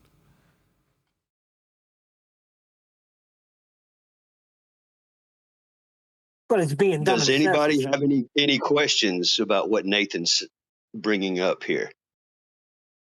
Yeah, just my original question, bro. What's your question, Pads? My original question was simply, are there any techniques from getting a baseline from a curved surface? I know you said that's not how they do it, but I said, are there any techniques for that? Any other techniques? So in like spherical trigonometry, do you know of any other techniques that are able to get a flat baseline from a curved surface? No, you can't. It's one of our architecture or engineering, for example. No, it's one of our housekeeping questions. The answer is no. So we turn what you're asking into what we ask on an almost daily basis. Is there any evidence that you can acquire an elevation angle measurement from a curved baseline? That's the housekeeping question we ask daily. It's a kind of malformed question when you understand how housekeeping questions work for us. It's intentionally malformed because you cannot acquire an elevation angle measurement from a curved baseline. Again, so the answer is no. Sorry, Nathan's cut you off. I think no, from a curved baseline you can't. That's why I keep asking: are there any techniques to help create an abstract flat baseline? So using all the angles you don't need to. That you've already got, you don't need to create an Why do we need to create an abstract baseline that's flat when we're measuring one with the horizon, for instance? We're measuring it. That's not what I asked. That's not what I asked. I'm just asking, are you aware of any techniques that do it, bro? Well, we don't, and I'm answering you. Am I aware of any techniques that are abstract? No. In physical reality, we can actually measure Earth as a flat surface to navigate with it. So there's no need to imagine some abstract way of doing it when we do it to save lives at sea when lost. So in a very practical and real way, actually doing it with respect to a flat Earth that must be measured flat to do this, I don't need to abstract, imagine, I don't need any of those words. It can be done, it is done, Earth is flat to do it, and it saves lives at sea. It's called celestial navigation. It's also simultaneously the way that the globe Earth was created for a lot of people to believe they're standing on a curved surface and perhaps ask questions like, is there any way to develop an abstract curve to get this measurement of Earth's surface from? I don't need to. We can just measure Earth's surface as a flat plane. Well, and we do. Flat, like you say, we treat it as flat. Like, no, we don't treat it. No, it's not being treated as flat. Measured flat. Not treated, measured. I'll treat it as. No. Let's try again. You said it twice instead of acknowledging that that's incorrect. We're not treating it flat. We're measuring it flat for an angle. Measuring it flat. Okay. That's right. Earth's measured flat because it is flat. Say it with me. Earth's measured flat because it is flat. Don't start patronizing, bro. Everyone's pretty chill around here. Don't call me bro. Call me sir. All right, honey. Call me sir. I'm educating you. I'll call you sweetie. Don't patronise me, don't condescend to me, but yet you're cheeky and insolent and insubordinate. Exactly. Now you're talking through me, which just makes you rude. I'll do as I damn well please, sweetie pie. I'll do as I like. And if you insult me, you cheeky, ignorant tosser, you'll be removed, not me. Because I'm the one educating you, you insubordinate, ignorant prick. Who knows nothing. You're a stoner, a retard. So you won't be telling me not to condescend to you. If you demonstrate some knowledge in this subject matter, I might respect you. But you're a twat, a retard, a fuckwit. So I'm not going to respect you, stupid dick. Okay, sweetheart? Grow a brain, then you might get my respect. There's no way my approach was more bullying, right? Christ, bro. Don't blaspheme to me either. Don't take the Lord's name in vain with me, son. So I will condescend to you. I'll patronise to you. I'll condescend to you. I'll talk down to you because you're ignorant. And now me, I understand in this subject why I can take justifiable hold of this mic and start getting a bit pissy with you. The twat, the retard that doesn't know anything, the self-disclaimed stoner. I'll talk down to you, and if you keep talking through me, you'll be shut up by the mods. Because people here don't want to hear your stupid, ignorant voice. They don't want to hear you. But if you tell me not to condescend to you, they'll take great pleasure in me telling you off. You insubordinate little boy. Shouldn't you be somewhere else huffing on a bong, you stupid stoner retard? Don't condescend to you. I'll tell you off, you stupid little boy. Go and learn how Earth is measured with horizontal planes of reference, utilised in an elevation angle measurement. Oh, what are you going to do? Ask me if I can comprehend and fantasise how we'd get a curve angle, Dumbo? I'll condescend to you, dickhead. You're an idiot. Tell me not to patronise you. I will. So much for having compassion. He told me not to condescend to him, didn't he? Insubordination will be met with furious anger and indignation. That's what it's been met with. Don't tell me not to condescend to you, you stupid retard. Learn how to have a decent discussion about this. Don't disclaim that you're a stoner, and then you might, get a little bit of respect out of the people around you? You don't deserve it. Tell me not to condescend to you. That's what you deserve. Well, he did bring up spherical trigonometry. Yeah, in a request to me to figure out a way to justify his belief in a ball that's being destroyed. Sorry, I've got to go out and figure out how to get you to alter worship your ball. Figure out how to square this circle that you need to square. No, why are you putting that on me? Asking me how I can fantasize this spherical trig that we ain't measuring when we measure Earth's surface as a flat plane. Why is he appealing to me to do that for him? You tell me how you get a curve angle from a flat baseline. You don't. Tell me not to condescend to you. Hello? You can't measure a curve angle, boy. Do you hear me, son? I'll slow it down for you. You can't get an angle. I'm trying to be as condescending as possible. Hope this is obvious now. You can't get an angle from a curve, dum-dum. Are you hearing me? You suggested I shouldn't condescend to you. Acknowledgement required, boy. Hello?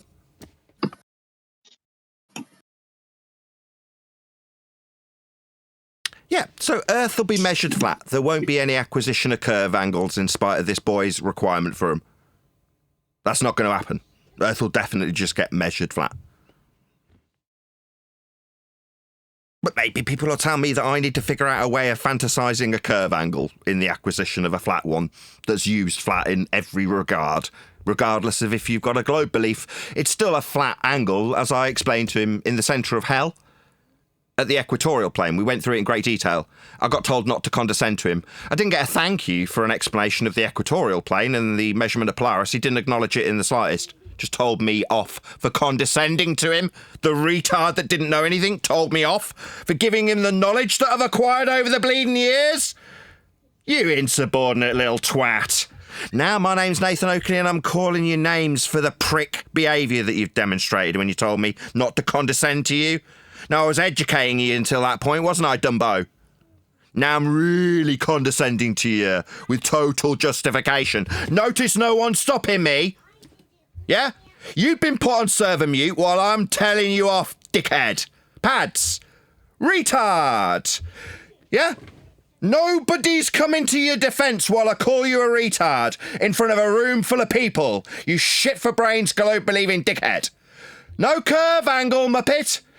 Yo, mods.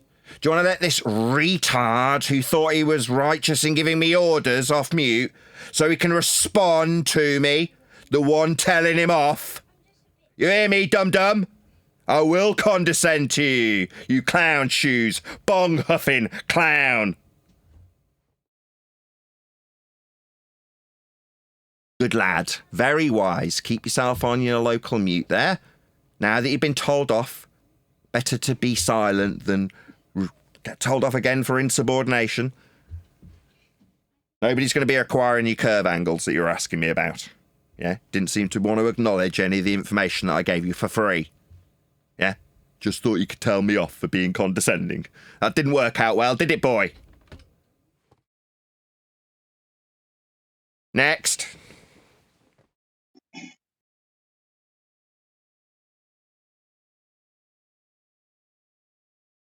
For any of you who are unaware, my name is Nathan Oakley. I'm here with the sole intention of making everybody in this server acutely aware that Earth is measured flat for everyone, always, without exception.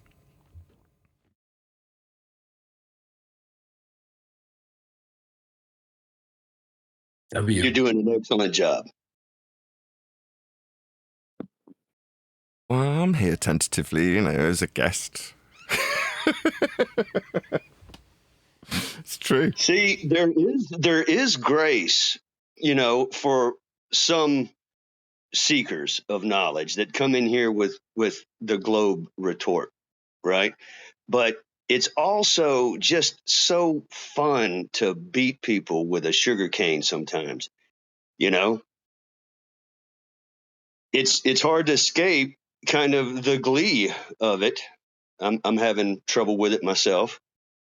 But what you're finding is how fast the globe warriors collapse these days. They run away, right? Their dinner's ready, what have you. They don't last long, just minutes, really.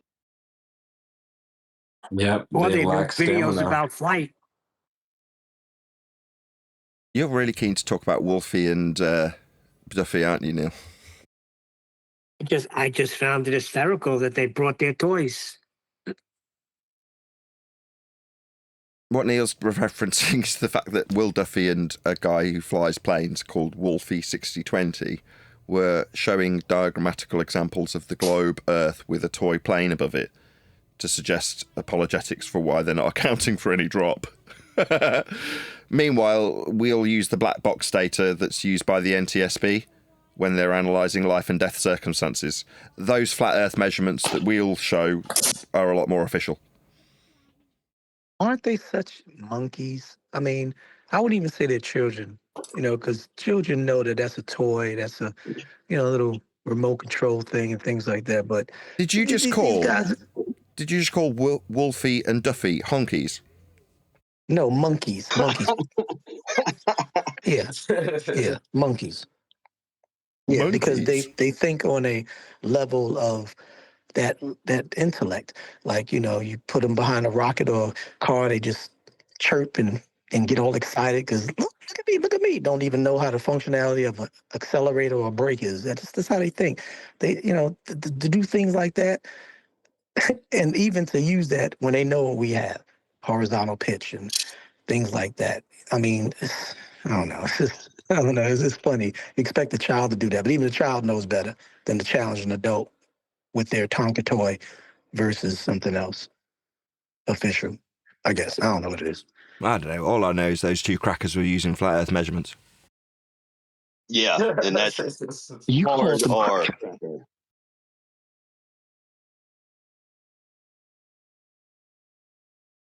So Nathan, are you saying to the audience that an aeroplane will take off and level off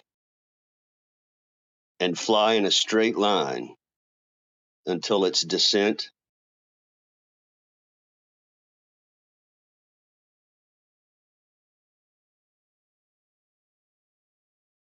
Data's not saying that. That's what the pitch data says. The measurement of that data is a straight line of flight?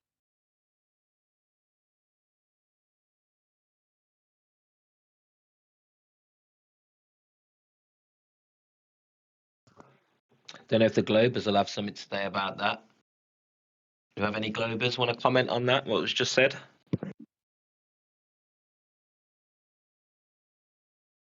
Pitch data proving the plane. I know we've got So a few in here, don't be shy. Level over distance at, say, 500 miles per hour. You're saying that gyro in the plane captures a rigidity of that level in space over distance, and that pitch data shows that to be a straight line? Yeah, the distance itself is linear. So if you're going to describe something in miles per hour, you're describing the miles, aren't you? Those are flat.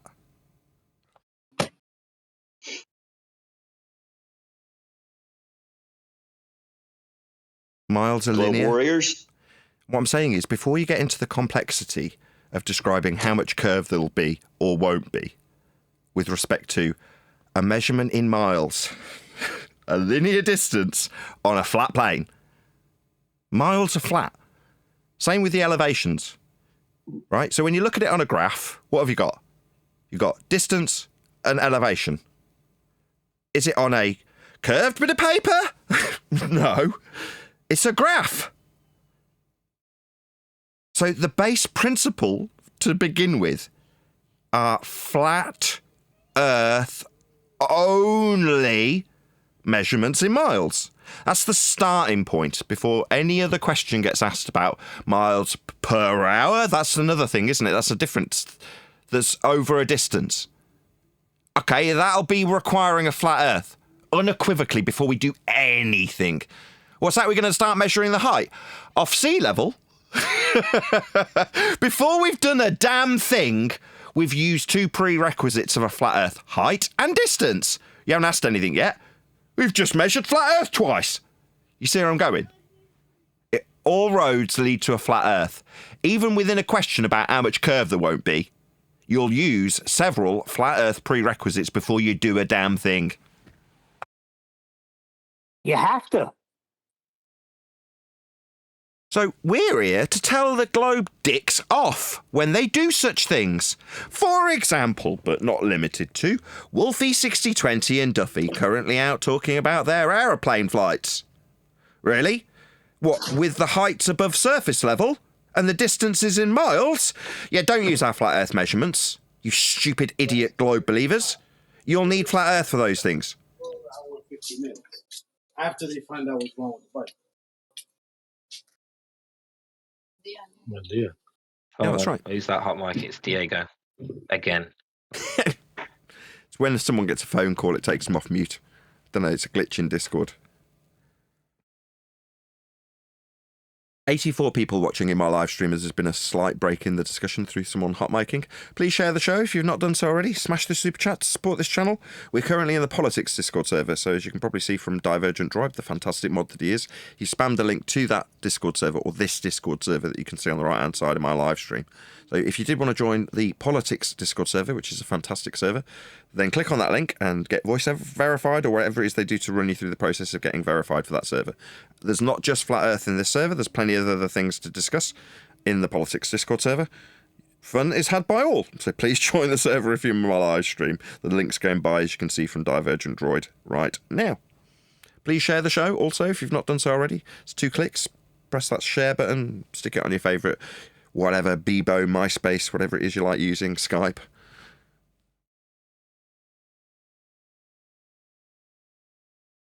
That joke will hit home in about a month, won't it? That Skype joke. Is there any other defunct social media platforms? Got MySpace, Bebo, Skype soon. MySpace. Vine. Vines? Is that MSN? defunct? Stick it on Vines.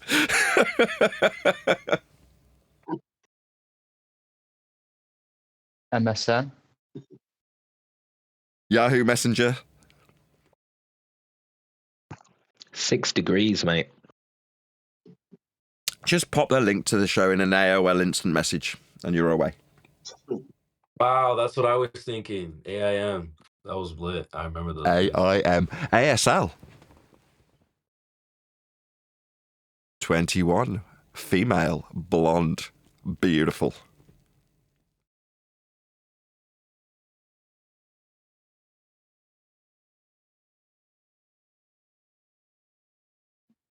There's loads around by me. I get messages all the time about hot blondes in my area. I'm not watching anything untoward when I get the messages.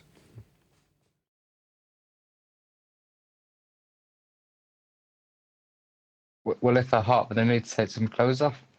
Apparently, they're always within about 4 miles.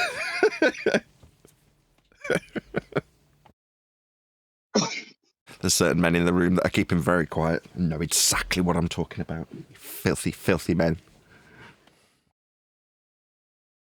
Did you guys know that apps are created on a plane?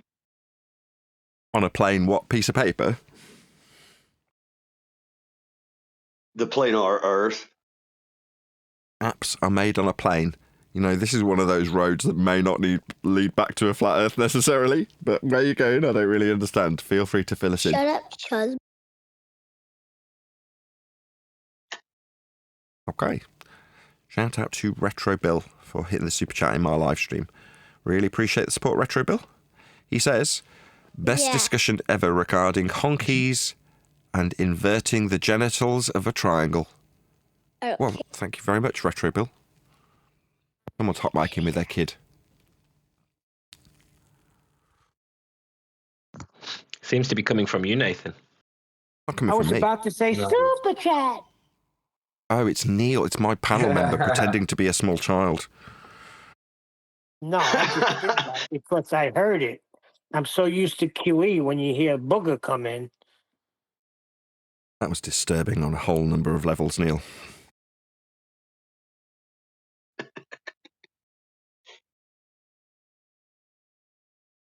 Anyway, thank you for the super chat, Retro Bill. Really appreciate the support, and I'm glad you liked honky talk and whatnot. I'm very glad. Thanks for the super chat.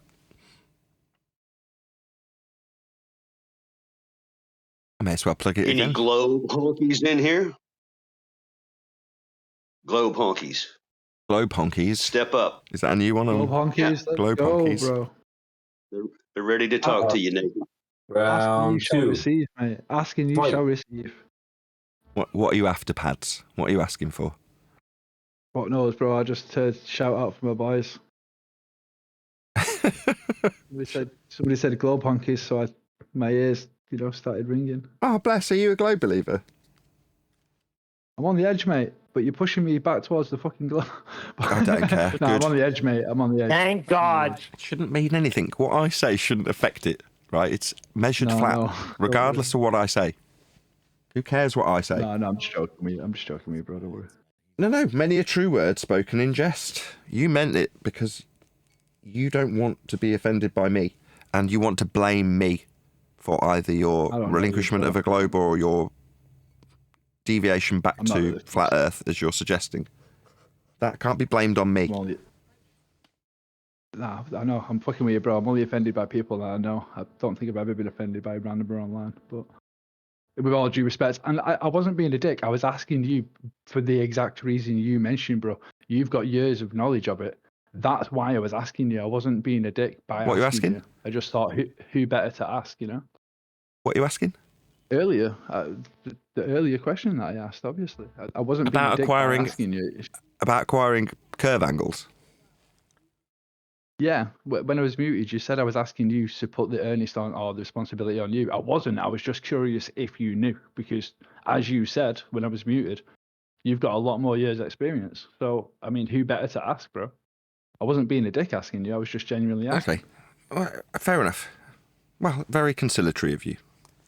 In that regard, no, you can't acquire an elevation angle from a curved baseline. It's a contradiction in terms. It's two straight lines meeting at a vertex.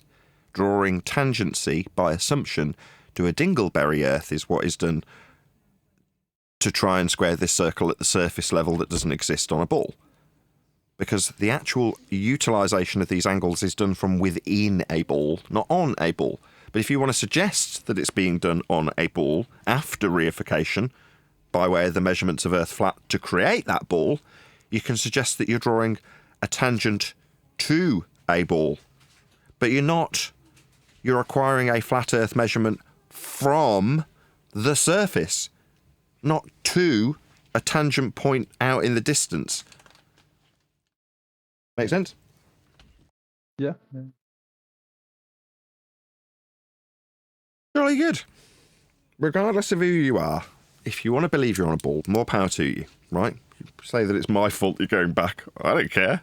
Good for you. Keep your ball belief. No, doesn't bother me. Again, I was joking, mate. I was just playing with you. But I'm saying you can keep it. It's up to you. People are entitled to believe whatever they like. But once you I'm understand, down with a lot of the flat Earth observations, bro. It's the space stuff that I'm not aligning quite well with flat Earth. But a lot of the flat Earth observations, the lack of curvature, the drop over distance and stuff, I am warming up to a lot of the flat Earth observations and the lack of globe, proof really. But it's when you start touching space and gas without a container that I just can't get my head around all that side of it.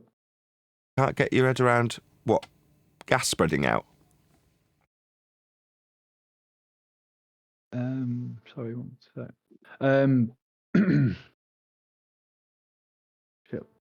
The gas without a container argument is where I start to break down, and the atmosphere and the gravity is where I tend to not be aligned with like flat Earth ideology. There isn't any ideology. Who's telling you what the sky is from a flat earther's perspective? I consider it an ideology because I don't align with it, like I've just said. To you, it might. Yeah, I heard you the first time. I don't align with flat earth ideology, and I said there isn't one. What is it? You've told me again as a repetition that you don't align with it. Okay, no, there isn't no. You're now chanting through me correcting you. Well, you asked me, I was about to tell you. Irritating, tosser. I'm going to start insulting you if you don't stop doing it. You're being a wanker. Shall I just spell it out for you, wanker? Stop doing that. That's your first warning. Please don't insult him if you can help it. I'm describing what he's doing. He's chanting through me while I'm talking to him about what we don't claim. He's told me twice what I as a flat earther claim. Now I'm being told off because as I correct him, he's talking through me. Now I've paused and gone, I'm still talking, and he started laughing. I'm just going to say it again because now the mod's told me off. Now he's talking through me while I'm appealing to the mod. He's doing it again. So he's now, trying to piss me off? Pads. He's trying to get me annoyed. Can you stop cutting him? Yeah, can you stop that, Pads? Because you're just triggering. There's no need for that. Thanks. Wait till he's finished. Thanks. Just correcting him. That he's incorrect about him not agreeing with my ideology. There isn't one. We're not asserting what the sky is. Meanwhile, there is assertion that's positive, that it's a vacuum, an empty volume that gas isn't filling. That's not our assertion to not align with. So in the third attempt, could you tell me what this ideology you're telling me you don't align with is, when the only positive assertion I'm aware of is that the sky is claimed to be a vacuum in violation of natural law, gas-filled space? Yep, for the third attempt, you have asked me, and for the third time I can try and I argue it. But what I consider the flat earth ideology at this stage is all them points of contention that I don't agree with. So that might change day to day. I understand there's not an overarching ideology presented by flat earth, sure. I'm just saying the points that I don't agree with, I'm considering must be some sort of like ideology because I don't believe in them. I don't see any evidence for them. I don't. So I don't know what you're not believing in. There isn't one or anything to believe in. There's only one belief. I've just said this fourth time. There's only one belief for you to align with. That's that the skies claim to be a vacuum. There's him talking through me. I listened to him, didn't I? Yeah, sorry, yeah. Apologies. It's okay, son, you're triggered. It's painful for you.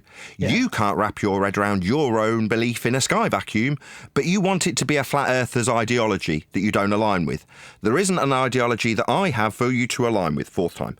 What there is a stupid, idiotic assertion that the sky is a vacuum in defiance of the second law of thermodynamics. That would be that gas fills space always. So the sky isn't a space for gas to fill, like for rockets to fly around in. That's not my ideology when I tell you that as a statement of fact based on natural law. That's a natural law that your belief in a sky vacuum defies. There's no ideology for you to brace against from me, only your own ideology of a sky vacuum that makes no sense. Just so we're clear. Okay, let's just go with that then. Yeah, so the sky's not a vacuum. It's just nonsense. It's like fairy tales that we were taught as kids, like watching Superman fly around it at the cinema and stuff.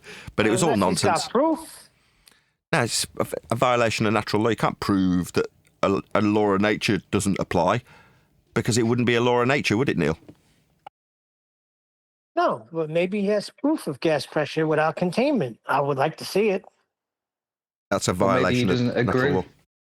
Well, like I'm trying to explain it, but I can't think of any example where there is gas pressure without a container, without relying on gravity. But then flat Earth denies gravity, and when I said ideology, it's the things side by side that have. Oh no, that's fine. He said it's the things. One second, let me again. One sec. It's the things side by side when there might be two or three of these things that I just straight up don't agree with, or think Effie have missed the boat on. When you put them side by side, I'm just saying they're an ideology. Please don't get hung up on the word ideology. No, okay, I won't. No worries. But you said beyond the demonstrations with gravity involved. Oh, that's okay. You can have gravity. Have both of them. Show us gravity without a container with gravity. You can have both of them. No worries. Just show us. No, I can't. Like I say, they kind of rely upon each other for the only example that we can think of being like the Earth and the atmosphere. No, that's an oxymoron. That's an oxymoron. Very problematic. That's an oxymoron. So atmosphere. This is where, like, the globe, and this is where my God, do I get to respond? Sure. That's an oxymoron. There is no atmosphere. Atmo, that means air. Mm-hmm. Well, that's a gas, mixture of. Mm-hmm. Sphere, you have to along. Do you want to pop yourself on mute or respond to your oxymoronic, atmospheric nonsense? Gases, that's air. Mixtures of them don't take sphere shapes.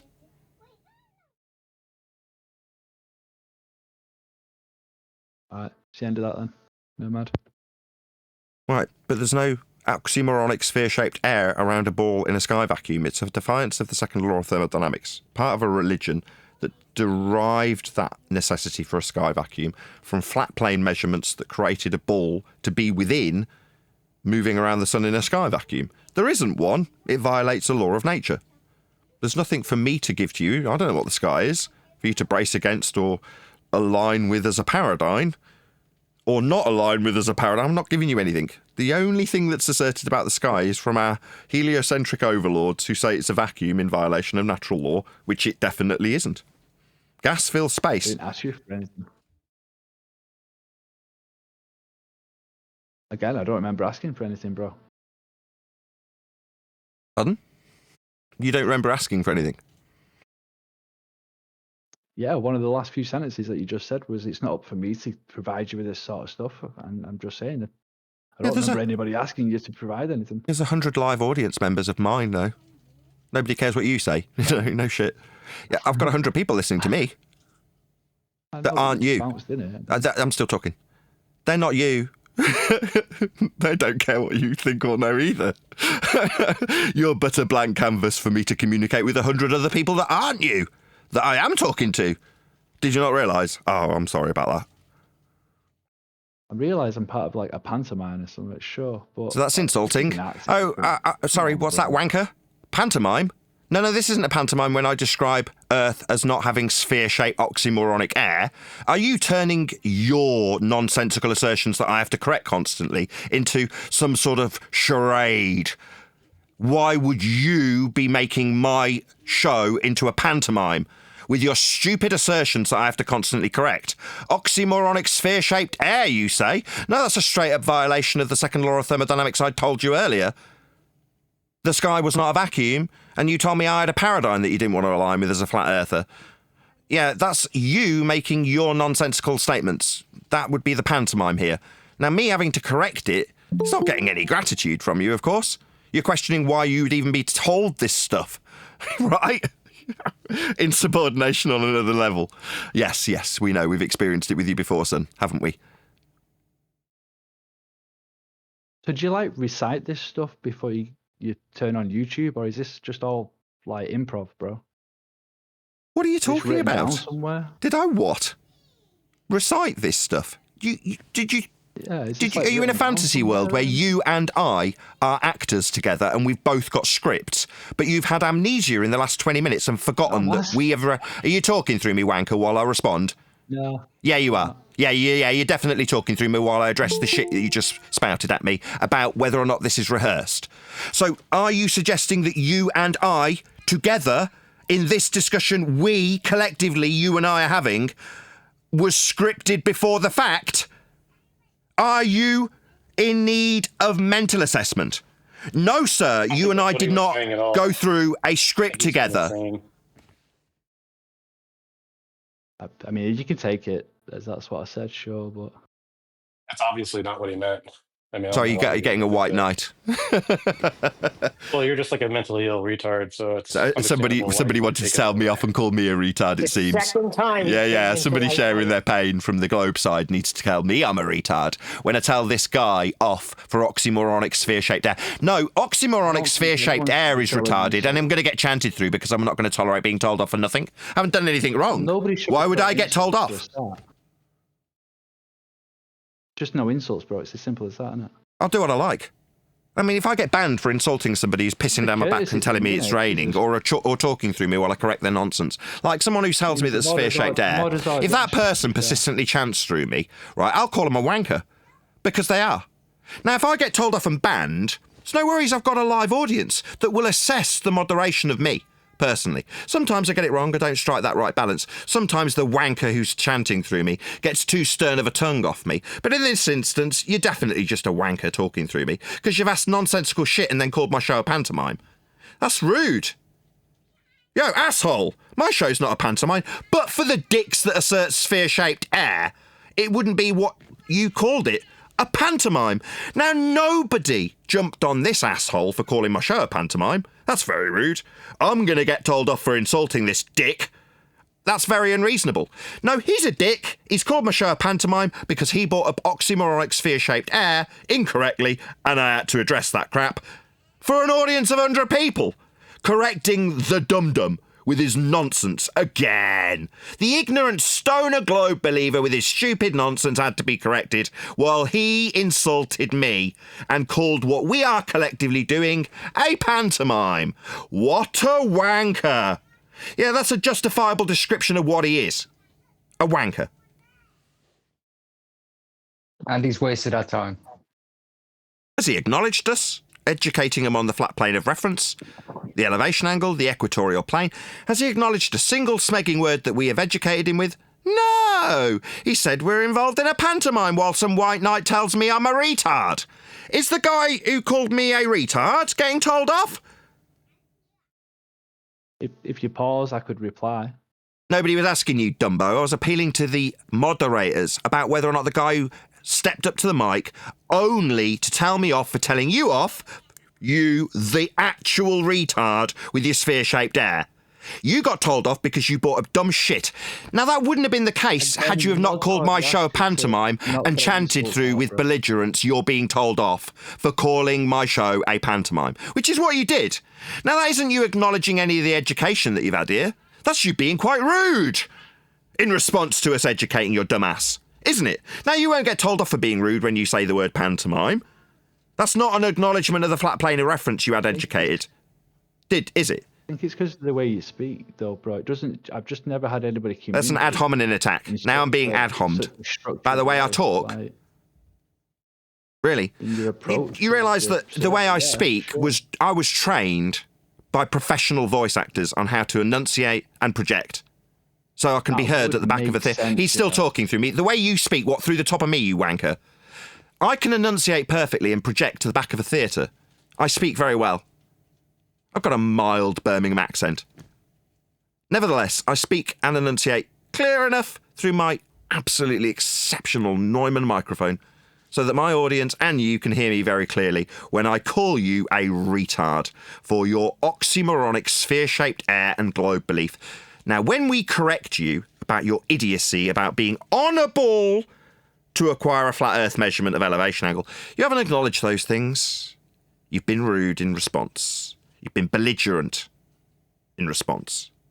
Now, when I call you a wanker, there's a good chance that someone will hear that and go, hang on a second, is a flat earther telling a globe earther off? Maybe I should tell him off for that. No insults here. Nobody got insulted. I described this wanker and his behaviour. Pantomime, son. Do you want to apologise, or shall I continue to chastise you for your belligerence and rudeness? Keep masturbating on Excuse me, sir. Can you stop doing that, please? I'm asking my opponent to apologise for his rudeness when he called what we are doing here a pantomime, when all we were doing is correcting his incorrect assertions of oxymoronic sphere-shaped air. That got called a pantomime, as opposed to, thank you. I didn't really think about how sphere-shaped air can't be when gas fills space. No, he didn't say that, did he? He called a pantomime, sir? Could you apologise for that, you arsehole? Oh, yes, he did. Nah, I think given the level of abuse you've given me, I think Arsehole. Either you apologise, or I'm just going to ask the mods who respect me to remove you from the discussion. We'll move on to someone else and we'll just shut you up. Because I won't tolerate pricks like you who are now yammering through me in defiance of my request for an apology when you were rude. Calling what, a pantomime? No, I was addressing sphere-shaped air and its oxymoronic nature. Pantomime? What, men dressing as women? No, sir. You're just rude. No, I think given the level of abuse you've given me, I think it was a pretty spot-on-the-money remark, bro. I think I've been pretty civil. Pantomime is where men dress as women in old world theatre. This is not a pantomime. You are a masturbator. Somebody who's abusing his own penis for his own pleasure, metaphorically, in this discussion. Because he's not doing it to acknowledge what we have responded to him with. He only wants to insult us. Self-pleasuring. Yeah, it's a metaphor, in case anybody didn't get that. Yeah, it's the metaphor used abusively at me about 3 minutes ago, presumably by a globe believer who didn't like me chastising this wanker. Now, Pads, you've been shut up because you're a wanker. You're not acknowledging the invaluable education that we're giving you. You're calling it a pantomime. No, we're addressing the stupid shit that you spout. Your words having to get addressed gets described by you as a pantomime after the stupid nonsense you've spouted gets addressed. Totally unreasonable, globe-believing asshole. That's why you've been shut up. Maybe when we invite you to talk again, you can moan and bleat about how you've been muted. No, you were muted because you're a wanker. Hope you understand. Well, he came back in and said he didn't mean to be a prick. He wasn't trying to be a prick. And then he becomes a prick again. Yeah. Shout out to Duncan McLeod. Your rudeness proves gravity. Not mute me, though. He speaks through me. I speak through him. I'm the only one that gets muted. Just hold up with the muting. Come on. Just chill out a little. So I called it. Do I get a prize? Because I literally predicted your response when you came off mute 100% accurately. Shout out to Duncan McLeod. Your rudeness proves gravity, says Duncan McLeod as a super chatter to me who values my work and is paying for my words, while this wanker carries on talking about how he's been abused with the mute button. You're a wanker, so you were shut up for being a wanker. Now, I've asked you to apologise for describing what I do as a pantomime when we addressed your oxymoronic sphere-shaped air, and instead, like a wanker, you're now talking through me and appealing to how you've been wronged for being shut up for being a wanker. Now, you're not acknowledging your wanker-like behaviour. Do you want to acknowledge the fact that we don't have oxymoronics? No, he's just going to talk through me before the question comes his way.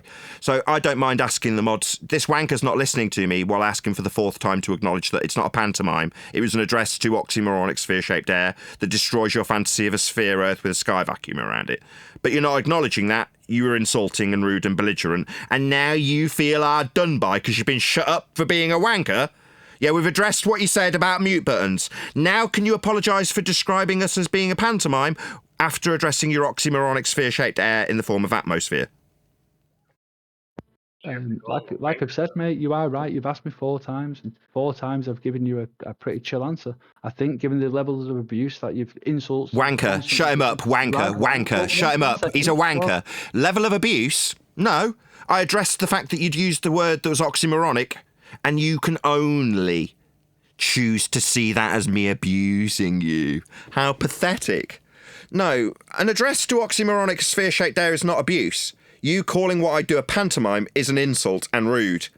And we're not going to tolerate it. You can come back with, oh no, I've been muted. Get lost. Yeah? Nobody gives 2 shits about your bleating for being a wanker. You've been shut up because you're a wanker. Now, over on the Globe dickhead side, people like Red Rhetoric will shut your dumb ass up if you've got a crap mic. Here, we'll give you a significant portion of a live show for 107 people to listen to you talk about oxymoronic sphere-shaped air that you'll never address because, oh no, you've been muted. Yeah, this is a neutral platform. They don't tolerate wankers. They will mute you for being a wanker. While They apparently do. What was that, raised by goats? I'm just going to mute myself. Like, this is painful. Sorry, you've piped up to tell us that you're going to mute yourself.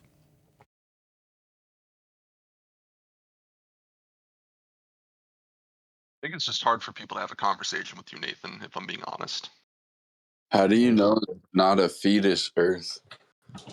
Did somebody want to address the bit that the guy who was shut up can't address? So we don't have oxymoronic sphere-shaped air because air doesn't take sphere shapes.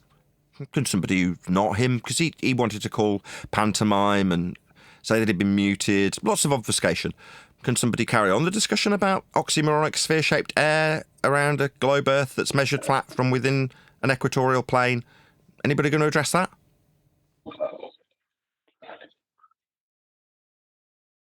No? Excellent. I'll make my conclusions then, if none of the White Knights wanted to take up the reins where Pads left off and failed. Sorry, was it only through the top of me? I'll make my conclusions, I said. Obviously, me saying I'll make my conclusions, given there's no response to my winning argument, I'll take that as an opportunity to make my conclusion. There was a fair bit of obfuscation, talk of being muted for being a wanker rather than an address to the oxymoronic sphere-shaped air that originally came in rebuttal. Yeah? But that rebuttal didn't succeed in anything other than being oxymoronic and still in defiance of the second law of thermodynamics. So space is fake. There is no outer space. For you Americans, you're just being lied to about an area of volume where men, get trapped for months on end in a tin can floating around in an orbital motion, described from within a globe? I'm thinking, no, that area's not real. You sound like you jerk off while you're like... Share your pain. Share your pain, globe believer. Share your pain. Space is fake. Yeah, did you need to get it all out while I told you? Sharing my face. Bro, why are you so manic about it though? Manic? Yeah, the way you're talking, like manic, bro. Humans love the delusion of conspiracy. You've been sitting here long enough listening. Sorry, there's no mania here. Do you know what that word means? Manic. No, I do know what it means. What does it mean? And I am also a flat earther, but I'm over here chilling, listening to you, bro, and you do sound kind of manic. Okay, what does manic mean? You sound kind of high.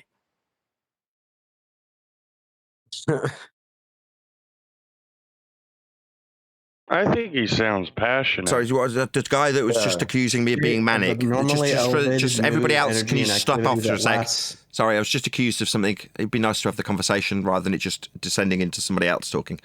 Sorry, I asked him twice to define what manic or mania is. He didn't. So is this just an insult in lieu of the oxymoronic sphere-shaped air? He claimed to be a flat earther like I asked. I didn't. Nobody cares.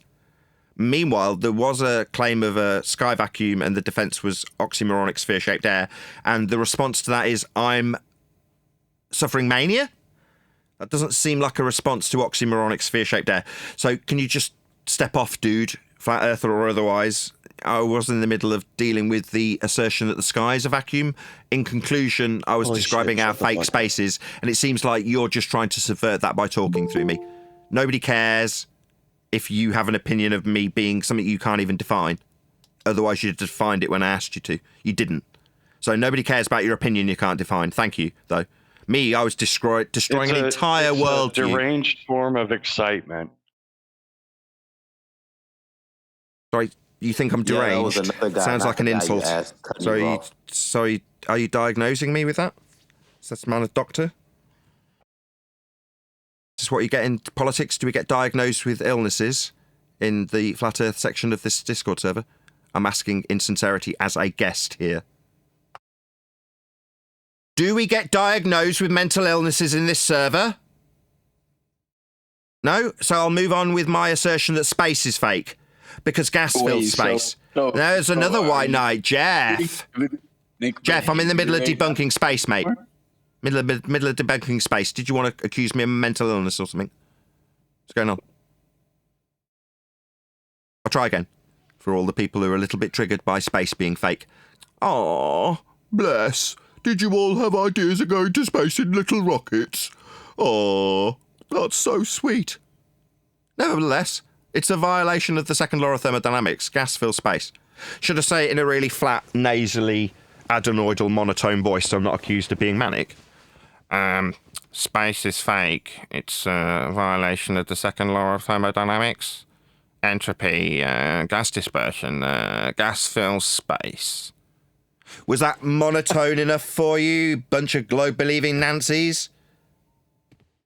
Well, no, but talking like Ben Shapiro and trying to be manic while you talk. Oh, God. Sorry, it's this Jeff better, guy, the buddy. same guy who insulted me last time. Is this the same guy who insulted me last time? Person. Right, Jeff. Jeff, you sound like you were dropped on your head by your mother. It sounds like you've got slightly... Like you've got a cracked skull at some point in your life? Did you suffer a severe head injury at some point, Jeff? Because you sound like a spastic. I'm just saying, like you're just saying repeatedly about me. I mean, were you dropped on your head, Jeff? Because it sounds like it. Are you mad, bro? Were you dropped on your head, bro? Are you mad, bro? Are you, bro? Dick. That's the second time you've used the same insult. Dick. Space is fake. There's no need to tell me I'm manic. Yeah?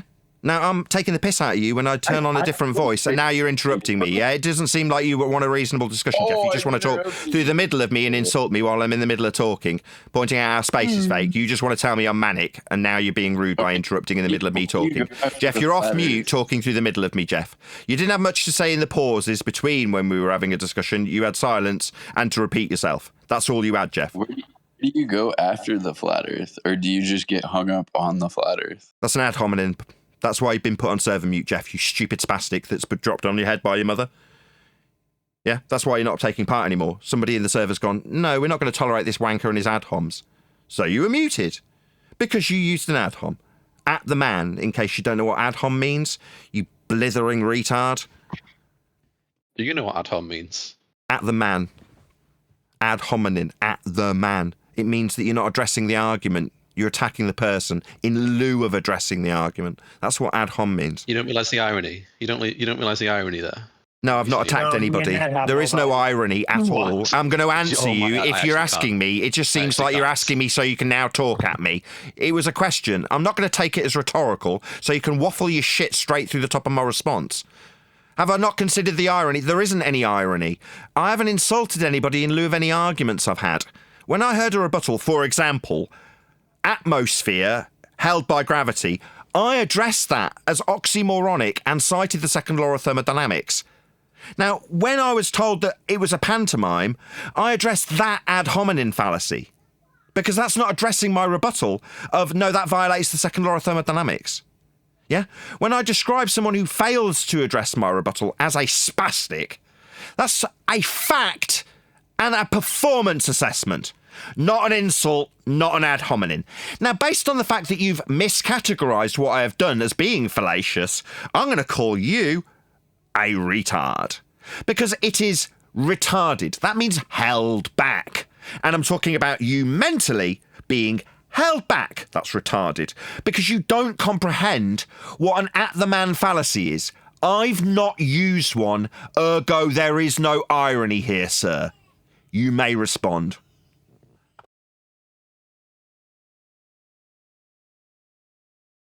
You may respond.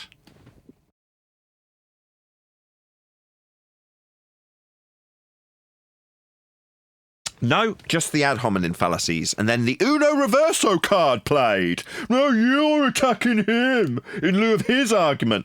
What, like oxymoronic sphere-shaped air that I absolutely rebutted and then got told we're in a pantomime? No, I'm thinking you're fantasising that I'm not addressing these arguments here. I am. Like when I debunk space as being fake. That's me addressing the argument. I'm not calling the man who says that space is real and he just can't reconcile flat earthers' position. I'm not calling him a retard when he says that. I say, no. The atmosphere, that's an oxymoron. That's me addressing the argument. So do you want to demonstrate to me perhaps where there's some irony in that addressment of his argument in the form of oxymoronic sphere-shaped air that I addressed? Oh, maybe that's an ad hom. Maybe he is called sphere-shaped air and I'm attacking him, the man. Dickhead.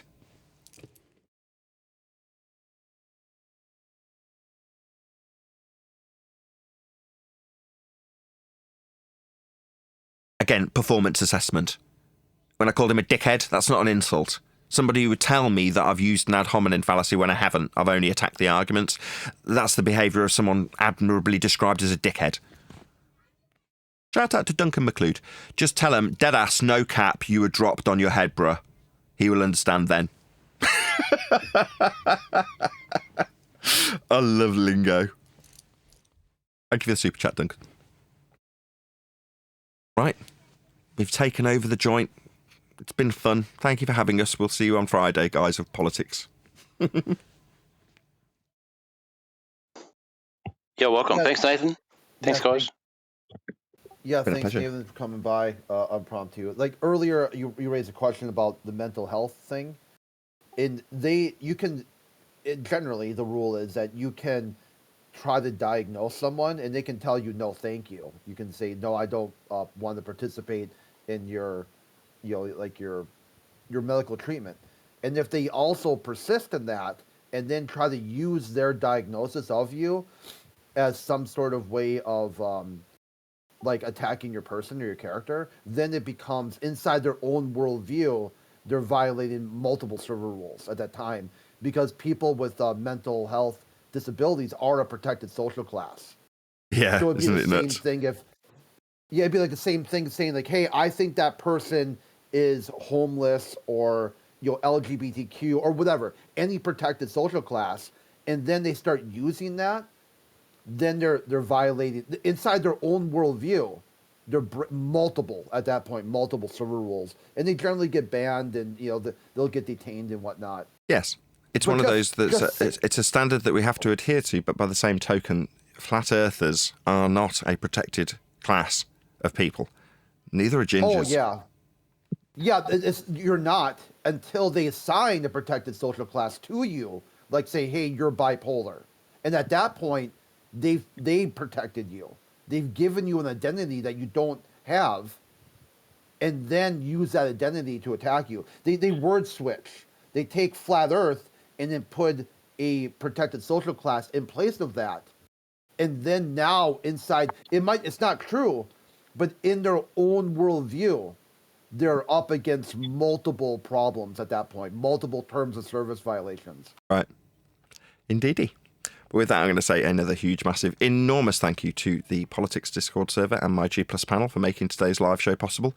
And of course, a massive thank you to all of you for liking, commenting, sharing, subscribing, joining as a Nathan Oakley 1980 channel member, and all that good stuff. Stay tuned if you are watching on an after show. I've been Nathan Oakley, and I will see you all in the next video. You think he was one of them? Oh. Back in the day. Absolutely. Well, for me, it's back in the day. It's been a long, long time since I smoked. Very long time. So, D, I figured out yes, sir. why expensive microphones are expensive. So. And here we go. Why they are? The reason is, I right? want to address something. What's up, guys? Oh, why am I getting rumpused? What's going on? Because there's something I didn't even get to say hi, and you're already on the mics, man. Go right. Brian know about actually this. sounds like he's got something important to say.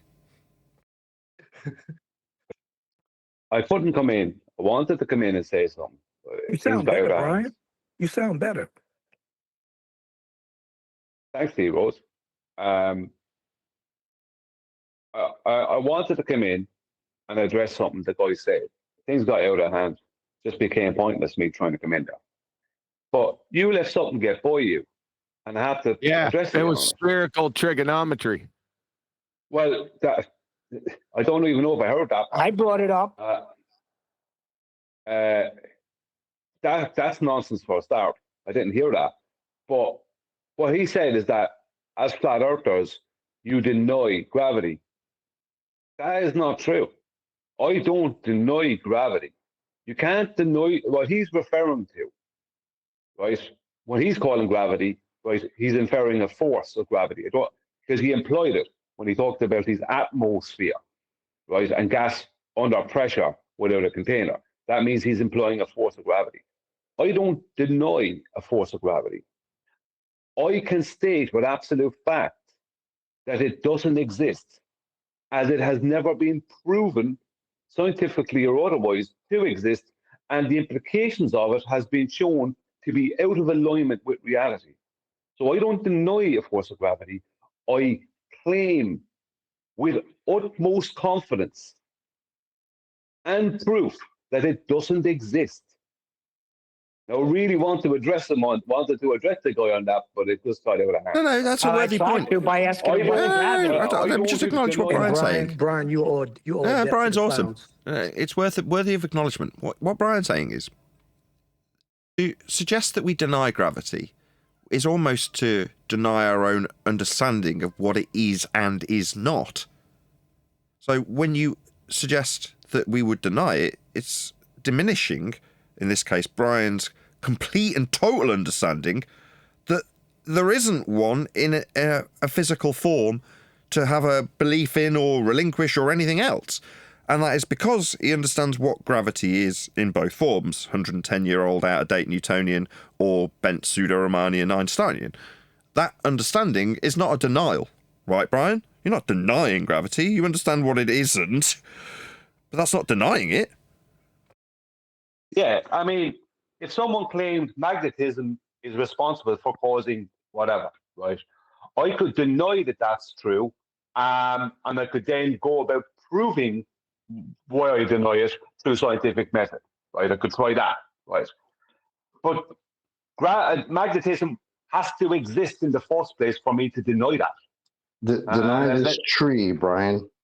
Deny this. Exactly. I'm going to show you this tree. Deny this. Well, look, there's a tree. They're pre-assuming that a force of gravity exists the same way as magnetism exists, and that we're denying that it's causing something. Nah. It's like we're not denying it's causing something, we're denying its existence. Yeah. Yeah, if you just showed it to us, it'd be like, well, can't deny it because you just showed it to me. Right? So just show it. Yeah, at that point you can only deny that it's causing something at that point. You can't deny its existence. What's it? I did ask him that, Chocolate. I asked him what gravity is. Let's go deeper than that. Yeah, So it's a statement. you got these TV shows, ghost chases, whatever. Somebody says, no, I'm talking about something that Just one sec. Reg Joe's trying to sneak in. He's just very quiet. A door opens up. Yeah, that was a ghost. I was going to say that, yeah, because when they make that claim, is basically they trying to put you in a straw man as if they somehow identified gravity. Exactly. They haven't identified it yet. So it doesn't exist, so I cannot deny something that doesn't exist at all. That is a claim that I'm making. You cannot basically say, well, you're denying it. What I'm saying, it don't exist. What we're talking about is a knowledge claim, right? So first you have to identify gravity to be in existence in the physical natural world, to be true first. then you will have to say that I'm denying it if you can show me that it exists first. Yeah. Now, if we're talking about the cause Precisely. of that natural phenomenon, then that's where we utilize the scientific method to see if gravity is the cause. But first, you haven't even shown that it exists. So you cannot put me in the straw man and say that I'm denying something that you haven't proven to exist in the physical natural world. So without assumption it's of deeper than that, though. I was just going to give it, just again for my audience benefit, just dumb it down one stage further. If I was to ask Brian, could you describe, notwithstanding a lack of physical evidence for them, what a unicorn was? Would you be capable of admirably describing a generic unicorn, Brian? You don't have to do it; just say yes or no. Yeah. Right. You didn't. If you said yes, but if you said no, if I was to then charge him with denial of unicorns, that's unreasonable. Yeah. Well, it's worse even than that, because what Reg said, what I'm talking about, is actually a step even on from what Reg said. Because Reg is saying they would have to produce evidence for its existence first. What I'm saying, and I'm not attacking Reg here, or anyone else. I'm just saying what I'm saying is no.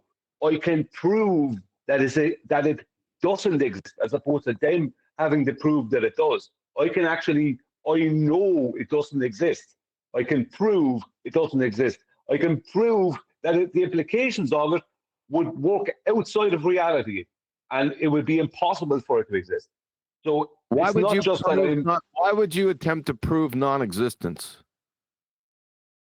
Well, the point being is that rather than waiting around for them to try and prove that it does exist, I can show that it doesn't exist. I know. Why would you do that? That's a fallacy, proving non-existence. Well, sometimes it's necessary. No. Because otherwise you end up in a circle. No, you end up in a circle with them. No, I don't. I hope it doesn't exist every time we breathe. I can prove it doesn't exist by referring to scientific method. Just with that Why alone. would you have them prove it does exist by referring to the scientific method? Well, I could wait around for that to happen, which won't happen. Or I could go straight there myself. Oh, no. It happened last night, right there in politics server. Waited there 20 minutes. Everyone shut up. Right? And he kept on gish galloping. I held him to it. Scientific theory of gravity. Happened just last night. Okay. Yeah. But you had to wait 20 minutes. Yeah, because I told him to go find in the published paper, General Theory of Relativity, published November 25th, 1915, a valid hypothesis along with an experiment. And he went and tried to do it. That's why it took 20 minutes. Yeah, it's not the first time he's done that. I've been around when you've had that. Sorry, go ahead. I'm just asking, did he hook you up with a hypothesis? Of course he didn't.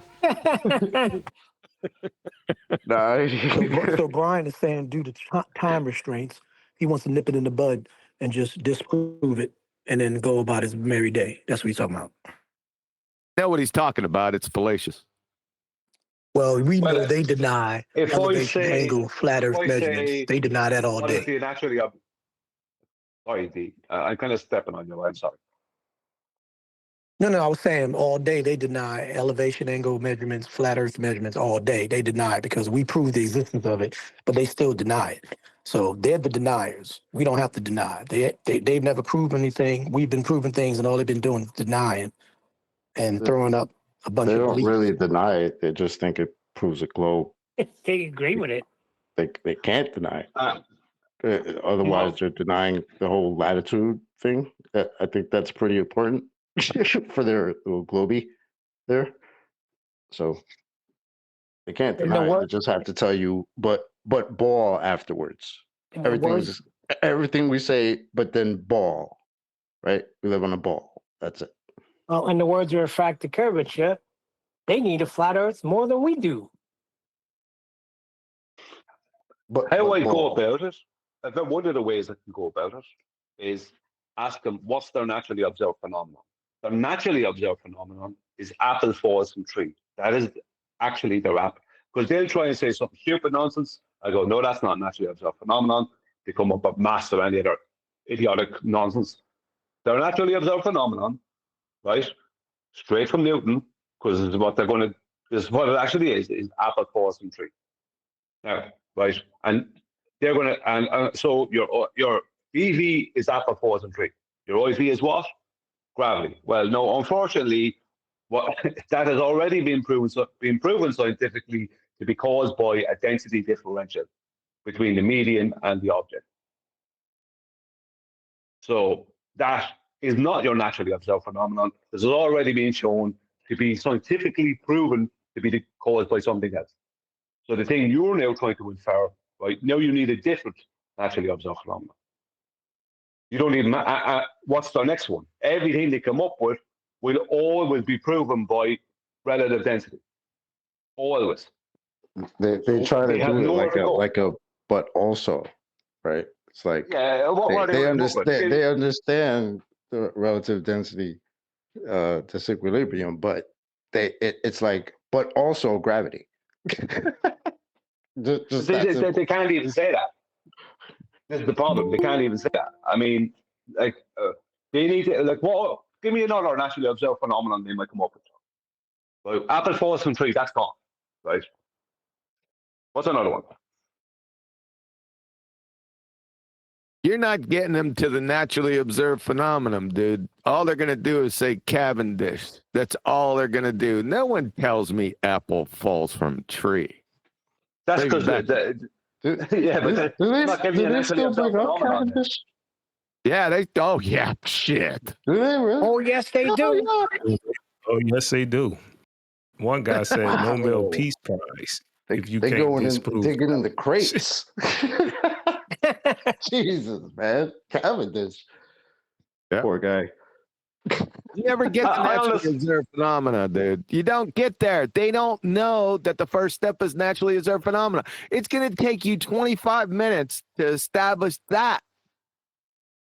Yeah, but I can just give it to them. I just give them the naturally. That's the thing about it. I'm not going to wait around for them to try and come up with it or understand it. I'm going to give it to them, and they're going to have to agree. Listen, Kiwi, Brian be bored with these clowns, so he just wants to play around with them. Let Brian do Brian, man. I'm more interested in the audience. He's living in a fantasy world. He's not out here every day. I'm in politics every single day. That's your problem. Not out here. No one says that shit. You need to get back. Are you even freeze-dried or doing hard time, dude? Sorry, I'm not waiting for them to say that. That's the point. I'm going to give them the naturally observed phenomenon. I'm straight there still bringing up balls. I'm sure they're still bringing up ball in the shed. I'm trying to get. How come you can give them that? Why? How come you can give them that, but we can't give them extreme standard refraction? What's up with that? Because that doesn't exist. No shit. Like Super Saiyan Extreme. Apples do fall from trees. Refraction. I'm trying to be best to bring them back. Eli, I'm trying my best to bring them back to just straight out stark reality. That's what I'm trying to bring them back to. And that's why I bring up the apple falls from tree. It's extreme apple falling from a tree. Extreme standard apple falling from the tree. You guys are too much. The guy was a stoner. He was probably high as a kite. He was on the weeds. Talking to pads, right? Pads. He will talk right through you. He'll dribble right through you. It drives me nuts. I friggin' hammered him so many times by doing that. He got frustrated and got kicked out. I had a discussion with him yesterday. It was amenable, but he kept on doing it. He dribbles right through your conversation. Oh, wait a second. You had a conversation with him yesterday, so there's no excuse for him today. Oh, yeah, pads. I've been slamming him for the past week and a half. Yeah, but the audience who may listen to this, people who aren't maybe in the Discord and aren't the live viewers, the audience afterwards who may come across this, for them, they don't know what went on today. I guarantee you someone who doesn't know anything about who just comes brand new to this topic and listens to that, don't know what went on. They just heard an argument. Whereas if I got the chance, I would have brought them straight to apple falls from tree. And with everybody, they learned that at school. Literally everyone in the West End That's what Western world learns. At least the Western world, apples falls from tree equals gravity. And straight away, I'm taking that away. I don't care whether Pads agrees with it or doesn't, or Pads understands it. Doesn't matter. My whole point is that there's an audience listening. Whereas if you were on Discord with just him, it doesn't matter what way it goes. You can take all night. That's kind of where I'm going with it. Now, I know it's unconventional and it might even be seen as illogical, but You'll be there for days. No, because I'll end it. You'll be there for days, dude. Yeah, you'll be there for days. Just take that falls under Newtonian. Newtonian was debunked 110 years ago. Then you put that away. You put that away. What you want to get them to is Einstein's general theory of relativity. That's where you want to get them to. As quick as possible. You're missing my point. The audience out there, they don't know anything about Einsteinian. And this guy Pads doesn't know anything about Einsteinian. So he's going to be my canvas to portray to the audience out there. No, they're my numpty canvas, dude, not yours.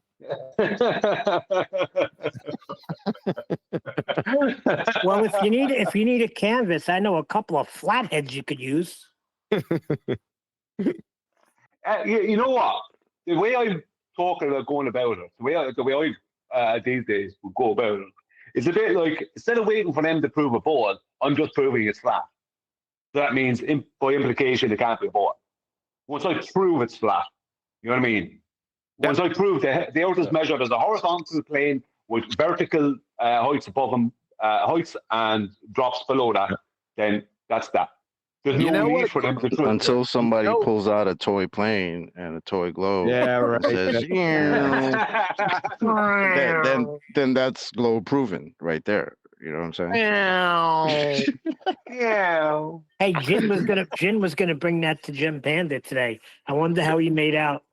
By the way, that was probably one of the funniest episodes of QE Live I've ever been in. It's embarrassing for them. That was really embarrassing.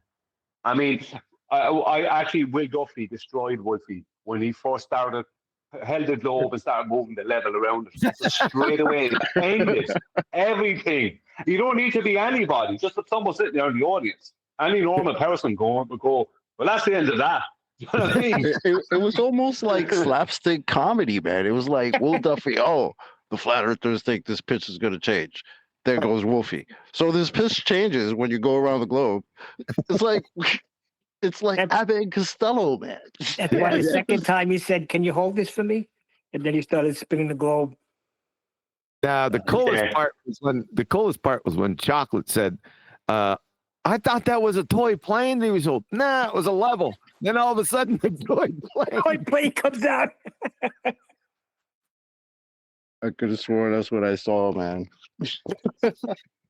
Man, maybe it's me because I've been at it for a number of years, but I think somebody who just would tune into that and who doesn't know any different and is hearing all this stuff about how Wolfie's a commercial pilot and he knows all this stuff, and then they see that, because everyone who's even just saw a shelf being put up, you know what I mean? Or lino being put down or tiles on the floor, would know that what they just did with that level proves that they're totally wrong. Do you know what I mean? Yeah, Just Nathan that said alone. it perfectly before. He said, we come with official data and they come with their toys. Yeah. Someone needs to put that audio, insert that little bit of audio in there as he's doing it. Someone needs to go, yeah, put a little bit of audio in there. And the That first was time I quite ever seen that happen disappointing. was Bob did it. He took a toy plane with flatsoid, and he took a globe and he took the plane around the globe right in the middle of the debate. That was really strange. Yeah, but he didn't make the sound, Roger. I would have made the sound then too. He did not. He did not make You know the what? sound. No. It's a natural thing to make the sound. That took a hell of a lot of discipline for Nathan not to go. What motivated you to go into politics today? No reason. I like it. I like the cut of your jib. You should do that more often. Just pile on in for no reason. Yes. Yeah, I don't see the point in going there. A lot of fun. It's a bit of sport. Yeah. No other reason. I think what goes on over there and what goes on here are two different things. They like doing what they do over there, but it has nothing to do with what we're doing. I don't. Well, I do. I'm over there. I'm over there every evening. You would be. And you better be careful, Nathan. You said cracker, right? Those two damn crackers. I'm shocked that they didn't snatch you. If AI was there, he would have snatched you up. I'm telling you. I'm not allowed to say crackers. It was done because I thought D Rose had called Wolfie and Duffy honkies. It sounded like he said honkies, and he was like, "No, I said monkeys." I'm like, "It's a good job they're not black." You said cracker. And then I'm like, "Okay, yeah, exactly." And then I came back and said these two crackers because I thought that would just be funny. I Just said, say you need to say whackers. Yeah, you can't say crackers there because I was banned for that, and I physically threatened the mods. I think it's definitely the cracker thing. Yeah, you're right. Say quackers. Say quackers. QUA. Say quackers. No, you don't do that over there. I'm telling you, because some of the mods. Some of the mods over there are old 24/7 mods, and I used to run that place over an Indio server. So they were harboring a hateful grudge for a long time against QE. So what they did, they started trying. How many times did you get banned over there? Quite a number. 24/7, just a few times. That was from Battle Mod, but those were quick bans. But for politics, I was banned for 6-8 months. Yeah, it's only right. They're not miss it. The nerve. It's only reasonable. Yeah, that's my point. But this is my point. This proves it. We're not them and they're not us. Who are you talking about? They're not us and we're not them. You don't get banned here. Nor will you ever. Well, they have to follow their TOS. So I understand. I got it. Right. So it's not that they're not us. There's a lot of old flat earthers, jetties over there. Indio's over there every evening, it seems like now. Meggy's over there. And Matrix is there. And all them guys, yeah, they're us. So, yeah, the point I'm making is when I say they're not us, they're all over there. I'm sorry. Over here. I'm sorry. Elijah's there also. Sorry about that, Elijah. I don't even view Elijah as being over there. Elijah's over here. This is where we are. We're doing this thing here. They're doing all that stuff over there, whatever that is. Yeah, and but you're in a closet, dude. You're not out there. You're not on the front lines, dude. The front lines.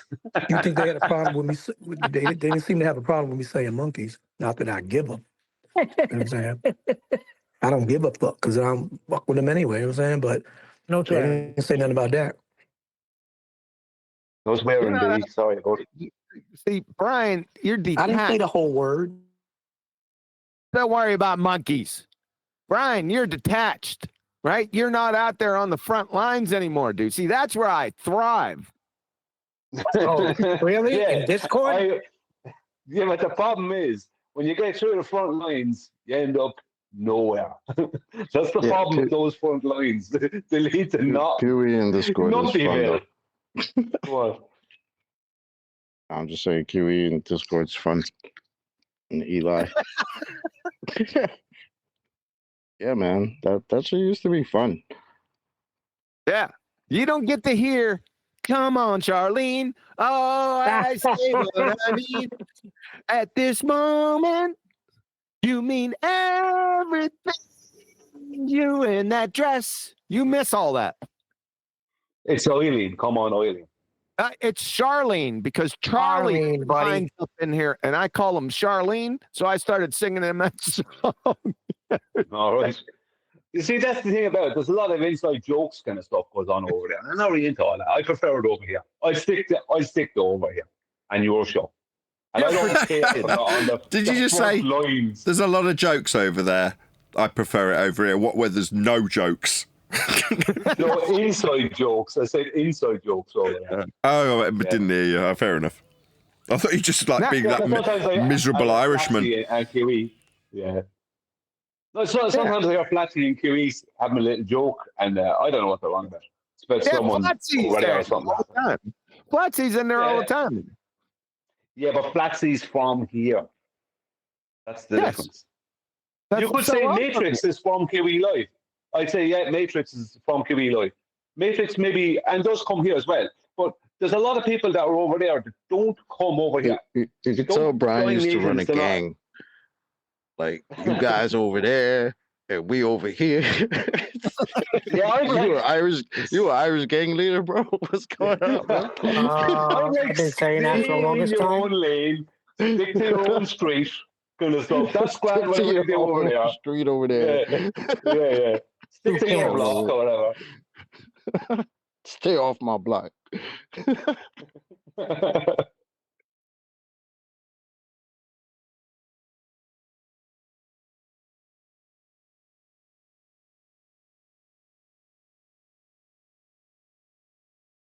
Brian, you all adept to the clouds.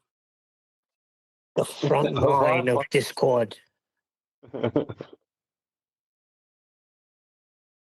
And thank God I'm not out on those front lines anymore. My God. As if there's something good happening there. No, I'm back at the general's cabin drinking brandy. Crying about it. Wondering, why is QE over there?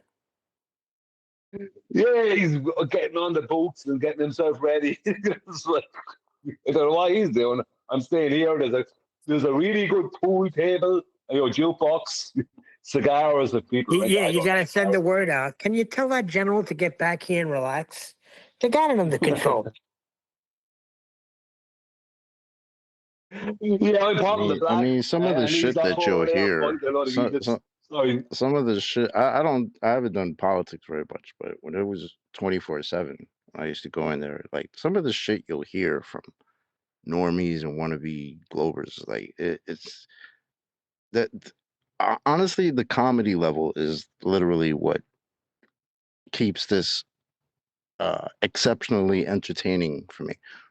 Because I mean, just look at yesterday. Look at what these Globers are doing with their toy planes and globes. I mean, just hear it. I mean, that's what we're seeing. But hearing that equivalent from some of these people is just sometimes it's gold, man. They used to have a place in 24/7. It was like Golden Oldies or something, where we put the craziest claims made by people defending the globe. Like it's sometimes it's just pure comedy. What living on a ball, that belief will make you say.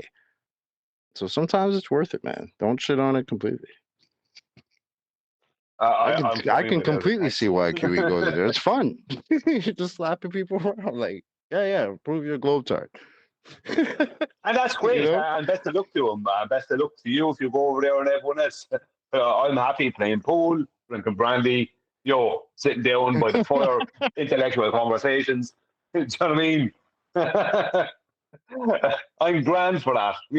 Grand for Jeeps, muddy boots, and all the rest of it. And bloody faces. I remember back in the day, like probably 2016, and somebody was talking, a Globe believer, and I was, this was before I knew the intrinsic important stuff like we know her now. But I was like, you trying to tell me somebody's in Australia swimming upside down? He was like, as above, so below. And I was like, what? So that's the level of their argument.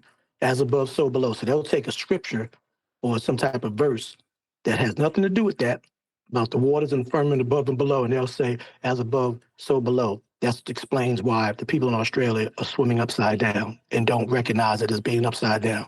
Along with that, with the gravity, keeping them from falling off the ball. That's the level. And they still say that probably to this day, who haven't been through here. D-Rose, you mind me asking, how long have you been a flat earther? You could say all my life. Just curious. Since 8 years old, I already knew the lunar landing was a lie. 2 reasons. I had common sense, and I knew my father wouldn't lie to me, and he told me. Secondly, I knew nothing about celestial navigation, but I just knew I didn't feel like I was moving. My other thing is I knew what the Bible said. So there were many reasons why you could say I was a anti-glober. Was I a flat earther? Maybe I was a true earther, like the level of these people that are now who keep talking about ice walls. Because I came from the ice walls. I came from the Admiral Byrd as I grew into it since 2010. However, I was already in a foundation of anti-globe since age 8. I told that to Righteous upon my introduction coming on to Discord, thanks to my father. Now, had somebody else told me other than my father, That's pretty cool.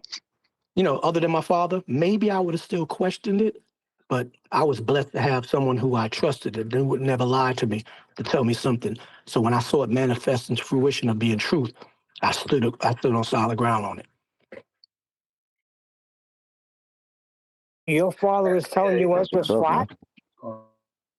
My father was telling me that there was no such thing as a lunar landing, and he told me that we're not living on a floating rock. That's all he said. Okay, good. Because he knew the scriptures of the Torah and the Tanakh. He knew creation, Genesis. You know, he knew all of that. So, you know, all of that put together with just the common sense of it, how stupid it was, like in my mind. Well, you know, how they living underneath, you know, without falling off. Same here. So all the things that you just common sense, your intuitiveness picks it up. Yeah, flying around on a plane did it for me. This is like, hold up. I'm supposed to see some sort of a curve here. And as a kid, expecting to see that, not seeing it, I was very disappointed. I was disappointed as an adult when I flew on a plane and didn't see it. And Dean, you said, how do they swim it upside down? Gravity, bro. What do you think? I know. Well, you know, that was what his explanation was, which I could never disprove because I wasn't intelligent. You know, thankfully I grew into maturation and met you guys. And, you know, I understand that my gut was right. I just couldn't articulate my claim rebuttal. You know what I'm saying? But think about it, Neil. We were, what, 4 years old when the lunar landing? Right? Wasn't it 68? Me and you 65 children, right? I was 5 years old when that happened. I remember 69. my father was sitting down. 69. I was 4. It was a big event. Mm-hmm. Can somebody deafen me? I can sort that out. Deafen you how? Why don't you go over to the front lines for yourself? Yeah, exactly. Go to the front lines, QE. Yeah, get the hell out of here. He's got the front lines now. You know what, though? There's one person that doesn't like you in there, Nathan. It's DJ, right? He's got a real burr up his ass. He's a main mod over in politics. He's got a real burr up his ass for you. I don't know why. I am 10 times worse than you are in there. I don't know why. I'm sitting there. What's happening? Nathan's not that. It's the accent. Is it the accent? No, it happened last week. It's because he says barf and graph instead of bath and graph. So they know he's. I'm telling you, man, it's the accent. It's like when a British dude is mad at you, it's just like when you already don't like him, and then the accent he hits you with that. I think that's what it is. That's when El Baikwa came to our defense. He was an old head, bro. So when are you going to resume Wolfie and Duffy? Don't touch it. That's a good darn question. I was going to say that took a lot of discipline from you not to do that today. Well, I warned them. Did you? What did he say? Neil told me specifically not to do it. Were you going to do it if I didn't say anything? No. Huh. You're going to leave it go? Leave what go? What am I leaving to?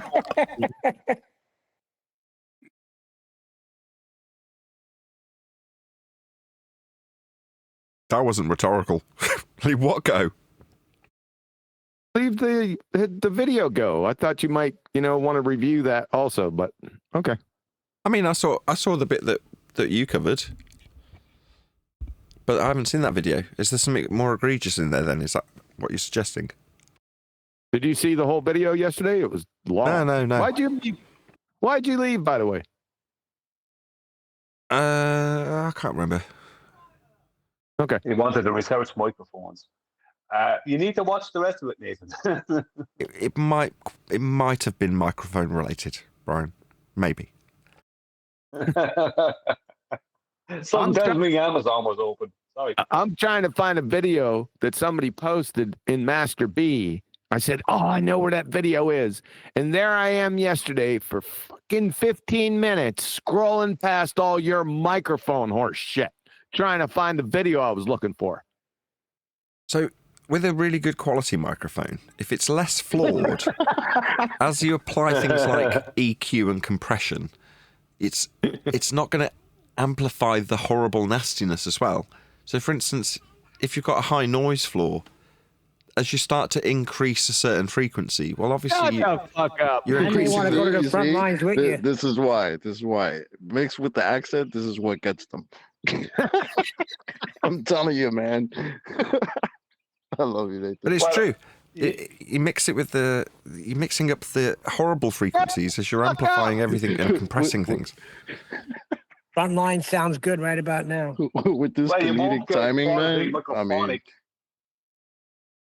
what's that, Brian? This talk of mics makes you horny. You won't over on the supposed front line. The talk of mics makes him horny. Does it? Well, does it make you randy? It's not the first time I've heard that from men and women. I've got to be honest.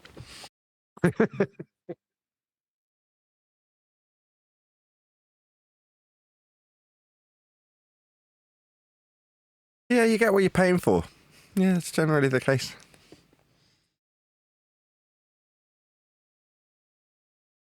I'll be back. Gotta get some breakfast. Don't go anywhere.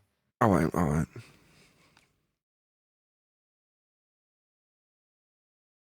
So you haven't seen Take your time. Take your time. Don't rush back. Listen, you haven't seen the bits that we're referring to then that we were doubled over laughing at. I assume not. Apparently they got Neil said they got a toy globe and a toy plane out or something along those lines. You weren't there for that, Nathan? No, you didn't. Yeah, no. You have to listen to the whole lot up to there, and then that part. There's such a big lead in. You can just start from, I suppose. Well, you can start wherever you want, but I'm just saying, if you start from where you left off, and somewhat just not too long after that, that starts the part where we're referring to. You need the lead in because it's also serious. And it's also, you see, this is this, and because I'm a pilot and this person, it's a lot of attacking they sit people there and debunking each other. Yeah. Which is There's a lot of hilarious. attacking They don't even know they're flat doing earthers and it. making flat earthers up and saying flat earthers are always claiming to be pilots, and this guy's a real pilot, blah blah blah. Then they get to the point where they absolutely debunk all the things they're saying. And all the credibility goes out the window. Did you see Wolfie's face when he started going around the globe with that freaking level? Oh my God. Oh, that was classic. But this is history repeating itself because QE will remember Earth discussions and how in that particular forum with 3 people watching, you'd have Rumpus and various other globe-believing numpties just sitting around us in a circle contradicting each other all day long. I remember what they were doing yesterday. Yeah, that's where you end up, isn't it? If you just talk about the globe generally, you end up contradicting someone else who's got a contrasting view from either an anti-flat Earth perspective or the true globe perspective that nobody's adhering to because it makes no sense in physical reality. So at some point, internally, globers have disagreements. And I can't remember who it was someone that was pointing it out on Gem Panda's server, how there's quite a lot of bullying that goes on because people don't get how the globe's supposed to be and get told off for it, which I thought was quite amusing. Well, at some point, I mean, it was literally like I said before, like the level of slapstick comedy. Like Will Duffy was like, "Oh, these crazy flat earthers think that for some reason the pitch of the airplane would change, right? These crazy flat earthers." And then there goes Wolfie. Well, see how the pitch would change when you fly around a globe. And it's like, what? Like, Yeah. Maybe when Kiwi goes back, he might put on that portion. Not the portion of Kiwi Live, but the portion of the video. It's brilliant. Because it's like, you know what it is, Nathan?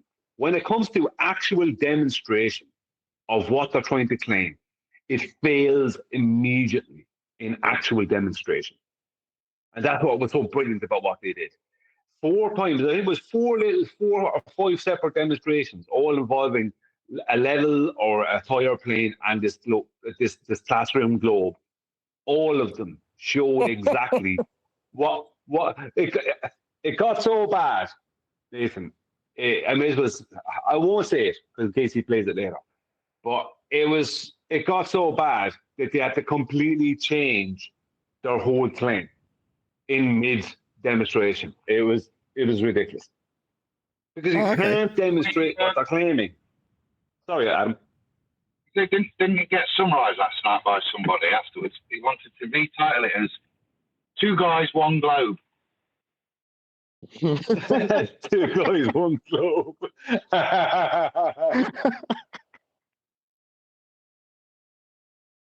Oh my! Is that a 2 girls, 1 cup reference? Yes, yeah. It's pretty much like that, especially when he's fingering his ball from underneath, calling it down. Anal. Okay, look, keep it subtle. Keep it subtle. He was pointing to up, saying this is down at one point. Yeah. It's because we flat earthers do not understand what down is on a globe. Yeah, it's so there is no bad. down on a globe. It's because There is no- I you're know, just that's the looking point. at it. It's because you're just looking at it externally. Now the pitch looks like it's changing, but it's not actually changing. When he said we don't understand how down operates on a globe, it's the opposite of up. Oh, gee, thank you. Well, Yeah, they don't what have, was funny, but they don't have either. Mooser, man. Saying that's a tell. Saying you don't understand how down works on a globe, right? There's no one there to say that to other than the audience. But what does that actually mean? It's a tell, because they don't have up or down on a globe, so they've got to tell us that we don't understand how their flat Earth prerequisite works on a globe. Oh right. No, that's preemptively stopping us from telling them off. We've dealt with it for 10 years. We don't understand. Yeah, those words, you don't understand, is normally followed up by them pissing down your back and telling you it's raining. That is to say, them taking your flat Earth measurements and telling you that you don't understand how your flat Earth measurements work on their globe. Because they don't. Do they? No, exactly. And this was what was so beautiful about last night. It started off with Wolfie using the globe in his hand, trying to explain things, right? He was trying to invoke tangents, right? And call them horizontals. Ridiculous, right? But that was like, when he was doing that, I can imagine someone sitting there who doesn't know any different and looking at him going, I think I have some idea what he's talking about, right? But then when they move on and they get out the level, and when Will Duffy takes over, oh my God, it's like all the nonsense that they were trying to say we don't understand beforehand, all the BS that came out about flat earthers, right, before that, whatever character assassination attempts they were at, all went this straight down the toilet when they demonstrated that what they were saying was complete and utter horse manure. Outright. Duffy shows the level. What do you mean, the hovering plane don't work? Don't even tell him, Ian. I'm sure he gave it anyway, but I'd rather Nathan just sees it. Now, so you're saying I need to watch QE after I left, basically, is what you're saying, isn't it? Yeah, or maybe QE when he comes back, he might play that part for us, and we'll have a laugh of it. Just that section, because we've already covered that, not the rest. We all agreed not to watch the rest of it. We're going to do that live and respond live. You should come next week, Nathan. I will. It's very cathartic. Honestly, I was saying yesterday, QE was doing his usual, trying to rush it through. Me and Brian were very much enjoying it. I said, look, let it be. It's been 10 years in the making. Every word that comes out of Wolfie's mouth is worth analysing it. Every word we're reacting to is he squirms, lies. And then, like I say, when it gets to the point of them demonstrating how an aeroplane works, send it to Pilot Club, mate, because he just embarrasses himself. He's the greatest example of how a baller will have to twist and lie and pervert the truth to try and maintain his bull paradigm. To the point that qualified pilots chatting shit about how an aeroplane flies, maintains straight level flight. Hey, but I did acquiesce though. When you said that it was cathartic and it finally hit me, I did acquiesce. So what you're saying is you wanted to get through the video like you normally do, but there's a point where they're saying, no, we want to savour these moments of Wolfie's nonsense doublespeak, and you were like, okay, fair enough. Yep, I did. Yes. It just got better and better. Okay. Oh, well, I'll check it out. So is it just literally after I'd left? Well, yeah, well, it's not. There's a lead in, you see. I was going to say, QE, when you come back after your breakfast, whatever, if you would be interested in putting on the point, from the point where Wolfie starts using his hand and the globe, and then from that point on, through all their demonstrations. Just play it through all their demonstrations. Because Nathan hadn't seen that. Okay. And I'm sure Nathan would have a great laugh off that. Yep. But not going past. I just thought it was fantastic how after the wonderful TFE that again was supposed to put Flat Earth to bed and 90-90, we've got the same guy out here with the toy plane and a globe, and this is supposed to prove to everyone that we live on a globe that this is what you're doing in 2025. Okay. Yeah, they're gonna wreck themselves. They've been wrecking themselves. They're trying to do damage control, but they're doing more damage. Maybe they can make the next the final experiment. Right? We can just keep going. Well, Why the stop now? condescending attitude. Like you'd agree. These two. I'm sure we don't all agree that the condescending attitude they have. It's all good. It's all good. We'll add it to the playlist. We'll add it to the playlist. Final experiments playlist. The Lone Rangers. Lone Rangers.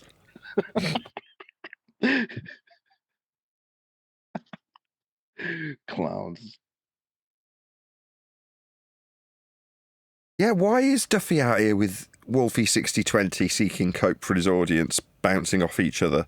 Surely he's just like, that's it. I proved it to myself. I went down to Antarctica. Joe Rogan's talking about Jaren. Job's a good one. Get on with my day, right? Worry about all the hundreds of thousands of pounds he's being taken to court for. Obviously, Nate wasn't enough. Nah, we had to pull out the props, Nathan. We had to pull out the toy globe, the toy plane, and a level, and go and show people with demonstration. I guess that's what they would call this, right? Demonstration of how a plane can fly around the globe. Good. Sorry. Actually, I'll play it. My fault. Well, 1 second, QE. 1 second before we play. Why? To answer Nathan's question, right? Why he's doing that is because the pitch data, which they start referring to, and brings them into all the demonstrations, right? The pitch data, right? That's why they're trying to do these demonstrations. They cannot deal with this. And they know, it's like they inherently know they can't. And what they're doing now is purely for them, not for us.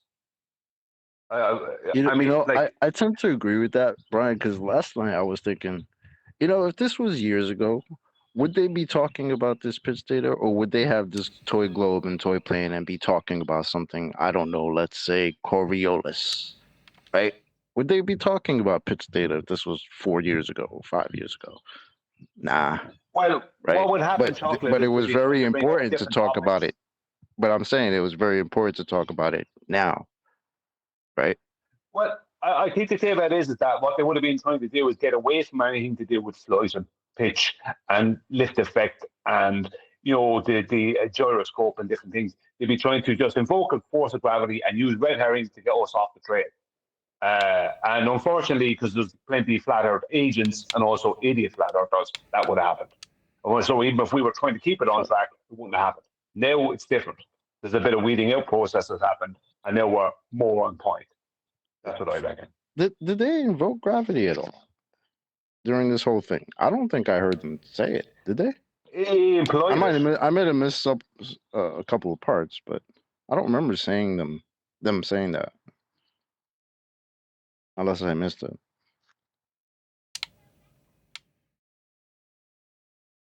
I don't think he said it. Don't think so.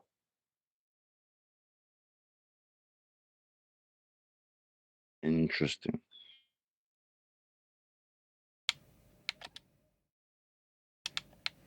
Is that Will the Fluffer McDuffie right there in the thumbnail? In his beautiful sweater vest? Yeah, who dresses him? Is that a sweater vest? No, it's a waistcoat, but it has collars.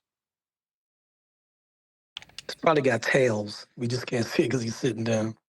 All right, I'm eating, so you guys gonna have to tell me to stop. All right? You can just wait till you're finished eating. We're not expecting you to do it while you're eating. No, I'm not doing a second treatment on this bitch. I'm gonna let you guys go through it. So just tell me to stop. Okay.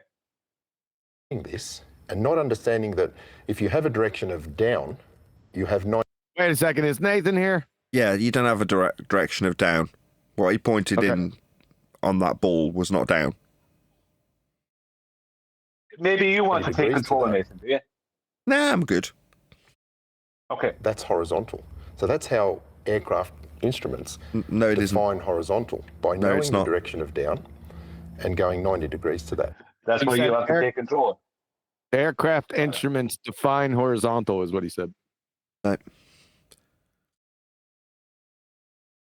That's horizontal. So when we talk about pitch attitude, we'll come back to that later, the horizontal that they're referring to is 90 degrees to down, and that direction of down changes around the Earth. If Bro, they he's could just proven... understand that, no. most of their... Up until his last statement, it's okay, 90 degrees to down, fine.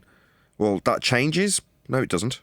You're telling me that axiomatic principles of perpendicular alter as you move? No, they're defined wait till he shows axiomatically. you. Well, he shows us with the presupposition of a surface that's curving. Well, you won't get 90 degrees to down. There is no 90 degrees on the curved surface. So he's off to the races with a horse that's got 3 legs. He's about to show you with his finger. Watch. He hasn't seen the prostate exam, Chocolate. More like off to the That's races what with a horse on his 2 front legs with its ass up in the air. Empty, worthless information because it does not apply to the situation. What? Now, I remember Rob Skiba, before he passed away, was talking about taking a spirit level onto a plane. Probably most famously, D. Marble, a flat earther, not only took a spirit level on a plane, but also filmed it. And they seemed to think that this shows that we don't live on a globe and that the Earth is flat. The biggest misunderstanding that I see on this particular spirit level thing is in their assumption, based on where you start on the globe, the spirit level would maybe look like this. If you started here, and then as you traveled along the globe, it would change. So, but what they're not acknowledging is that no matter where you are on the globe, you're going to start here. Yes. And so let's demonstrate that here. I'll let you hold this. The difference is, if I can just show that, flat earthers think this should happen. Yes. But what actually happens if you hold the spirit level? There we go. This. There we go. You fucking retard. So the spirit level is always. Are you serious? Are you serious? Oh my God! Now you know. This is probably where Dell kind of got his concept, because oh my God, this is the most retarded. I've never seen this in my life before. I wasn't around during Bob Skiba, whatever, who the hell he is, rest in peace, that recorded this. This is crazy. This is crazy. So I can jump in the air. Never mind. I ain't gonna say. Look at the looks they give each other, Nathan. And look at the loving looks they'll give each other, Wolfie and Will, and you'll see why it's because eyes one ball. Is opposite to down, and down is always towards the center of the globe. Yes. Yeah. Now, one pause of a the second, please. Just pause a yeah. second. I agree with that shit. Yeah, I do agree with that. Well, he might agree with it, but it's just an apology, isn't it? It's an apology. This is where we, moving forward, will be telling them, no, you don't get to use our stuff. You don't get to use down. So saying, oh no, down has to be explained how it works on a ball. No, it doesn't have to be explained. But you need it.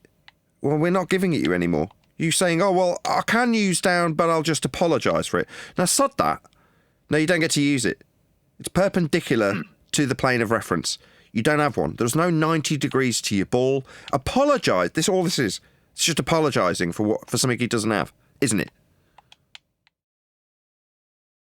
Not only are you apologizing, just straight up hijacking. Like, oh, down is wherever we need it to be. Because it just changes as you fly around the globe. So we just take that and use it because you're just a flat earther. That's literally what they're doing. And doesn't that look like a little bit of Coriolis too, what they're talking about? Because it's like, is the plane moving, or is the plane moving as well as the Earth is spinning? So it's like a simultaneous movement. No, they got the plane hovering. Yeah, but so oh my God, this is fucking hilarious. This is hilarious. This shit. Look at this shit. Really? Really, guys? Yes. I told you. Will is the fluffer. Will's the fluffer. Let's get Wolfie back on there. Here we go. Yes. And so let's demonstrate that here. I'll let you hold this. The difference is, if I can just show that, flat earthers think this should happen. Yes. But what actually happens if you hold the spirit level is this. What? So the spirit level is always at the position of up, because. I mean, yeah, he's entitled to his belief. He can believe whatever he likes. I don't care. But these axiomatic principles will be relied upon for the description when he says down. So there's no need to, in my mind, pull apart their nonsensical description after the fact of a ball rotating under the plane. Who cares? They've described and then apologised for their requirement of down. 90 degrees to a plane of reference, axiomatically defined and set in stone. They don't have it, do they? So I don't give a crap about this explanation after the fact. Don't use our stuff. You don't get to use down. Better. Wait till they pull out the plane. Hold up. Like, this is just the level. Yeah, I want to see this. I want to see that. Wait till they pull out the plane and change the pitch on the plane while telling you the pitch doesn't change on the plane, that he's changing the pitch up. Wait, just wait. Did you see Wolfie's face when Duffy moved the level around the globe? No. Did it make him all moist and happy? Let's do it. I tell you, he's the fluffer. You know what fluffers particular do? Spirit level thing is, in their assumption, based on where you start on the globe, the spirit level would maybe look like this. Yeah. If you started here, and then as you traveled along the globe, it would. That's his look on his face. Oh no. Why are you doing this? Would change. So, but what they're not acknowledging is that no matter where you are on the globe, you're going to start here. Yes. And so let's demonstrate that here. I'll let you hold this. Well, when Wolfie was sitting there going, yes, he's like, pardon the language, but he was basically saying, we're Fs. we're effed here. That's what I saw in his face when he did that. Because I pointed out that Wolfie, in his own video from 2016, was actually showing a plane going around the globe and dipping down. And he was actually admitting, and I still have it, admitting that the plane is doing that. You need to get it. But he does both. He does both in the same video. Yeah, they do. They do. But Brian, you need to get that. You need to send that to me. Clip it. I will. Yeah, I'll get it this evening for you. This evening or tonight, you'll have it. Because why Wolfie didn't want him doing that. Because I pointed out that Wolfie done that, and people pointed out that Bob the Science Guy done it.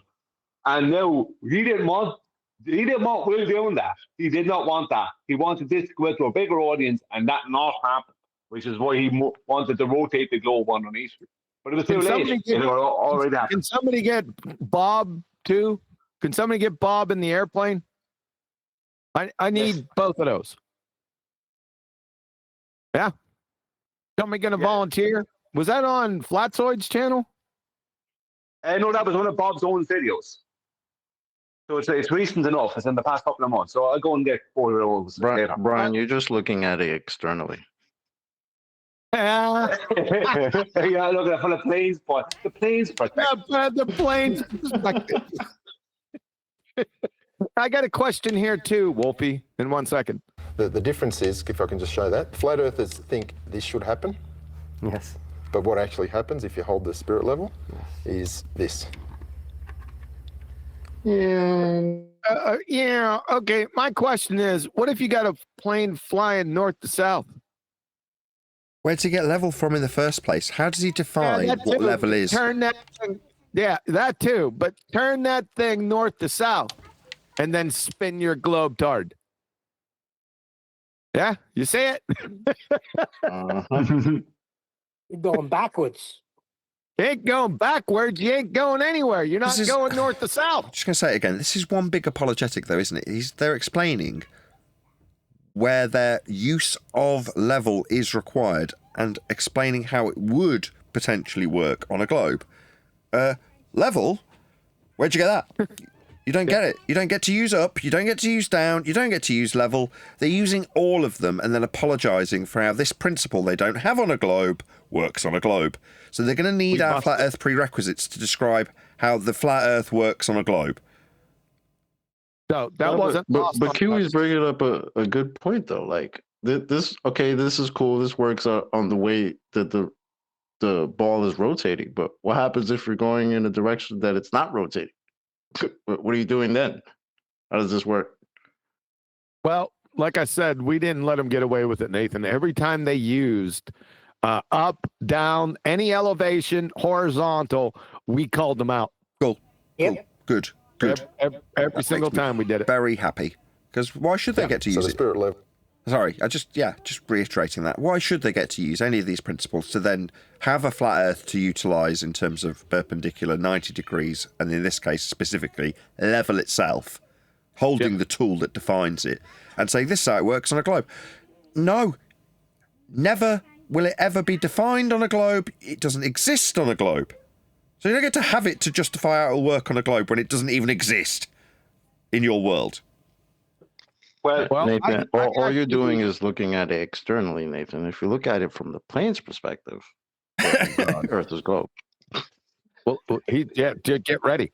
And also, Nathan, I physically threatened them not to use that ever again. Yeah, as is right to do. If you want to use a flat Earth prerequisite, you better get down on your knees and accept and acknowledge the Earth that is flat that you'll be using. Otherwise, you just don't get to use it. Simple. Yeah. But the perspective that I'm seeing is exact threat was mule kick. I think something like that, or kick in the teeth, or something like that. Yeah, don't use that stuff, or you'll get your teeth kicked out. Yeah. It was violent. But the perspective that I'm seeing, like if I just walked in here and didn't know you guys, was that people on Earth are standing still, looking up, and they're spinning away from a plane that's just hovering. Yeah, if you came in here like an alien and you witnessed these two goobers, Exactly. you would Exactly. consider all the human race retarded. Or at the very least, contradictory. Yep. Level is always at the position of up, because up. Level's always at the position of up, Nathan. Yeah, they don't get up. Because up is the opposite of down. Oops. And down always changes. Is opposite to down. Down is always towards the center of the globe. Yes. Yeah. Yes, towards the center of the globe. I busted him with elevations yesterday also. Just rubbed his nose in it, taking elevations from the center of the earth. You'd have been proud. Awesome. Now, one of the things that I hear most frequently from flat earthers is stereotype fallacy. Something about pitch data. Yes. And they like to bring up pitch data, which I think that's when we said, what is this? What is this pitch data you speak of? What is this? You know, it's the way, and it was brought up last night. I think Adam and Huey simultaneously said it. The way that when he speaks about it, it's kind of this pitch data thing, as if it's kind of vague. What is this? Yeah. Pitch. I wouldn't be acting like as if strange man from the past. Pitch data? Pitch data? Yes, it is something like to that. do with these modern airplanes they have seen. How are we spelling that? P-I-T-C-H. When I fly to the west, I get denim jeans. Stop it! Yo, y'all gotta stop. I'm at work and I'm trying not to laugh out loud. Stop, yo. Come on, be serious. Watch this. frequently from flat earthers is something about pitch data. Yes. And they like to bring up pitch data, which I think is just another misunderstanding. Absolutely. And they seem to think that the pitch data. Absolutely. Isn't it? It's a misunderstanding. That's why we collect it, to misunderstand. Absolutely 100%. Is going to drastically and radically change throughout a flight around the globe. Explain why that's not the case. It's the same fundamental problem of not understanding that down changes direction as you. What? What? Come again? Excuse me, Wolfie. Why did you just debunk me? I just said that the crazy flat earthers think that.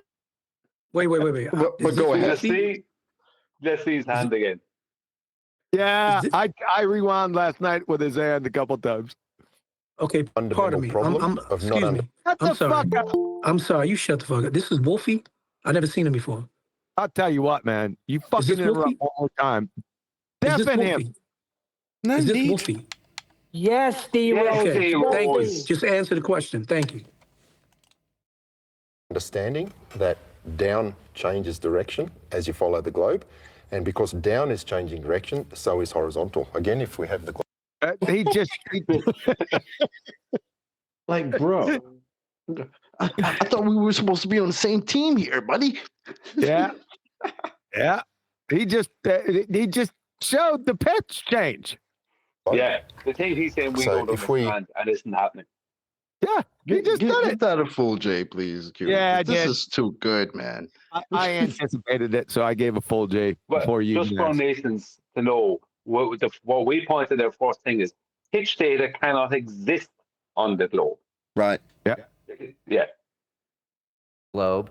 Explain why that's not the case. It's the same fundamental problem of not understanding that down changes direction as you follow the globe. And because down is changing direction, so is horizontal. Again, if we have the globe. So if we look at the globe here, horizontal is there, but if we move to this part of the Earth, horizontal is like that. Excuse me. How'd you define them? How'd you show how'd you define the difference between the two? Surely we'd need some axiomatic principle to start with. Oh, like horizontal.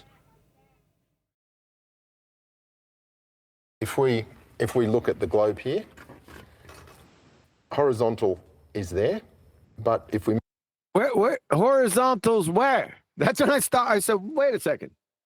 Horizontal.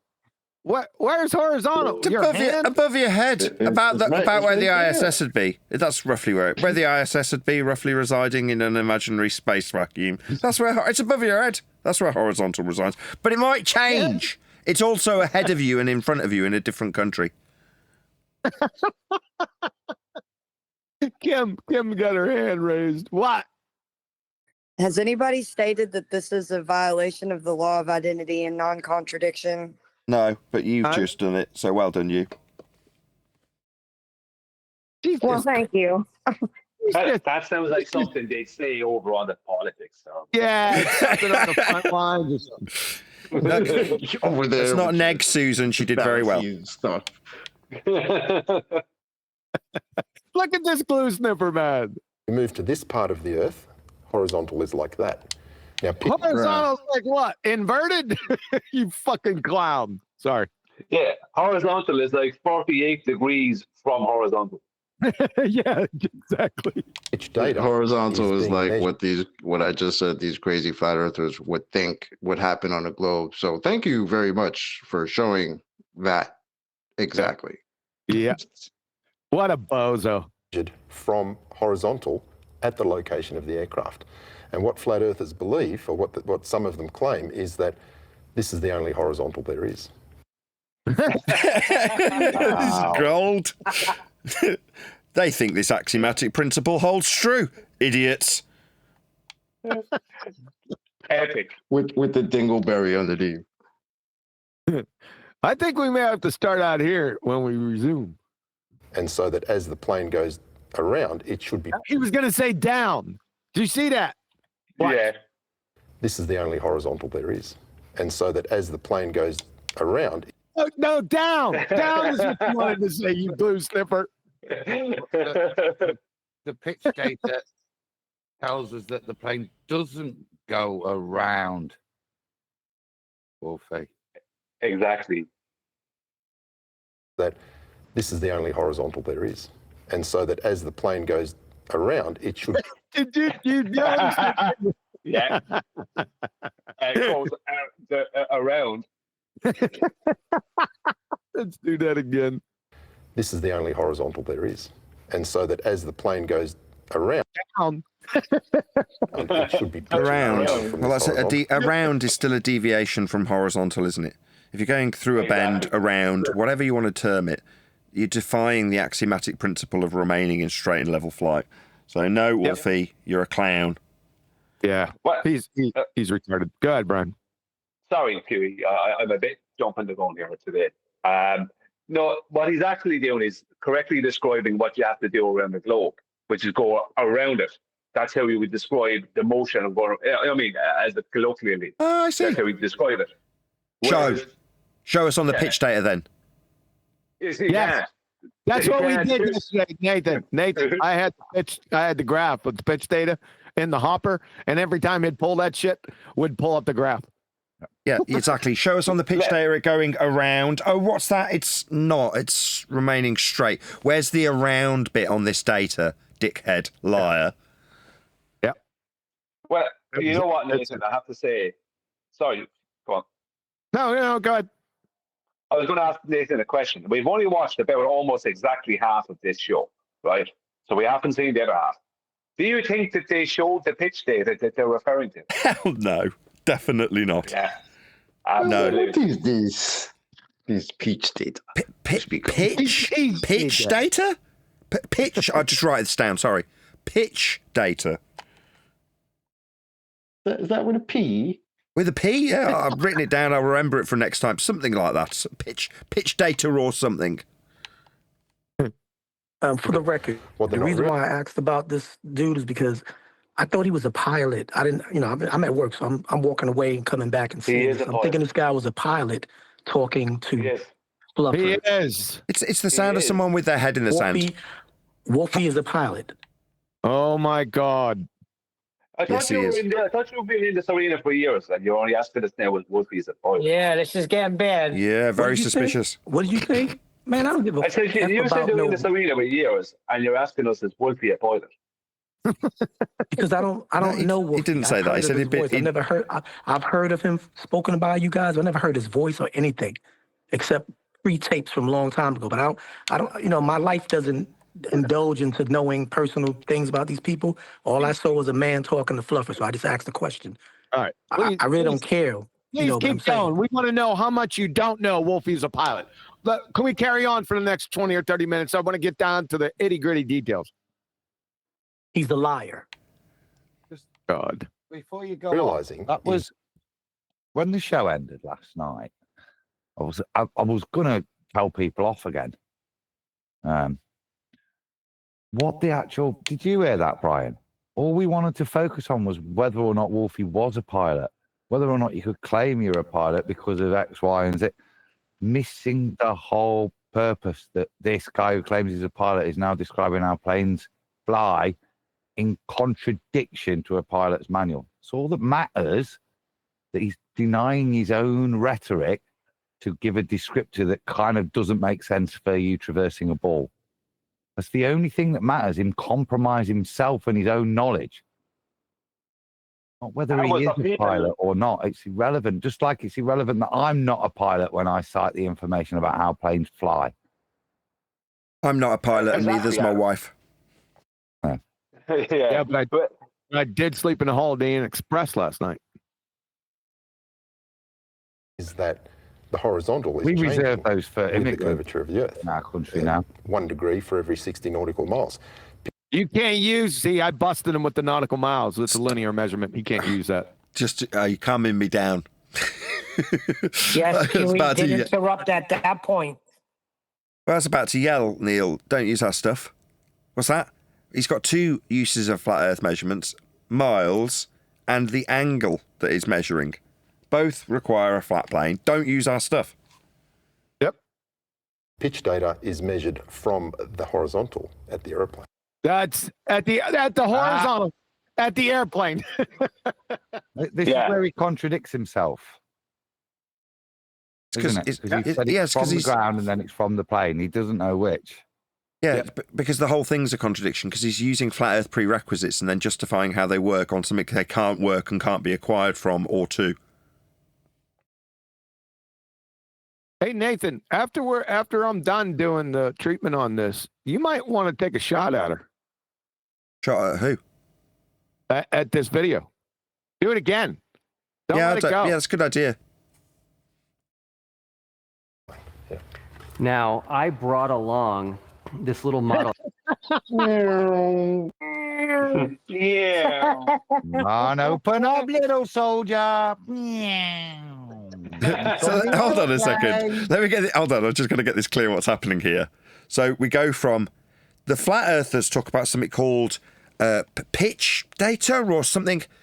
Meanwhile, here's my toy aeroplane. Are you having a laugh?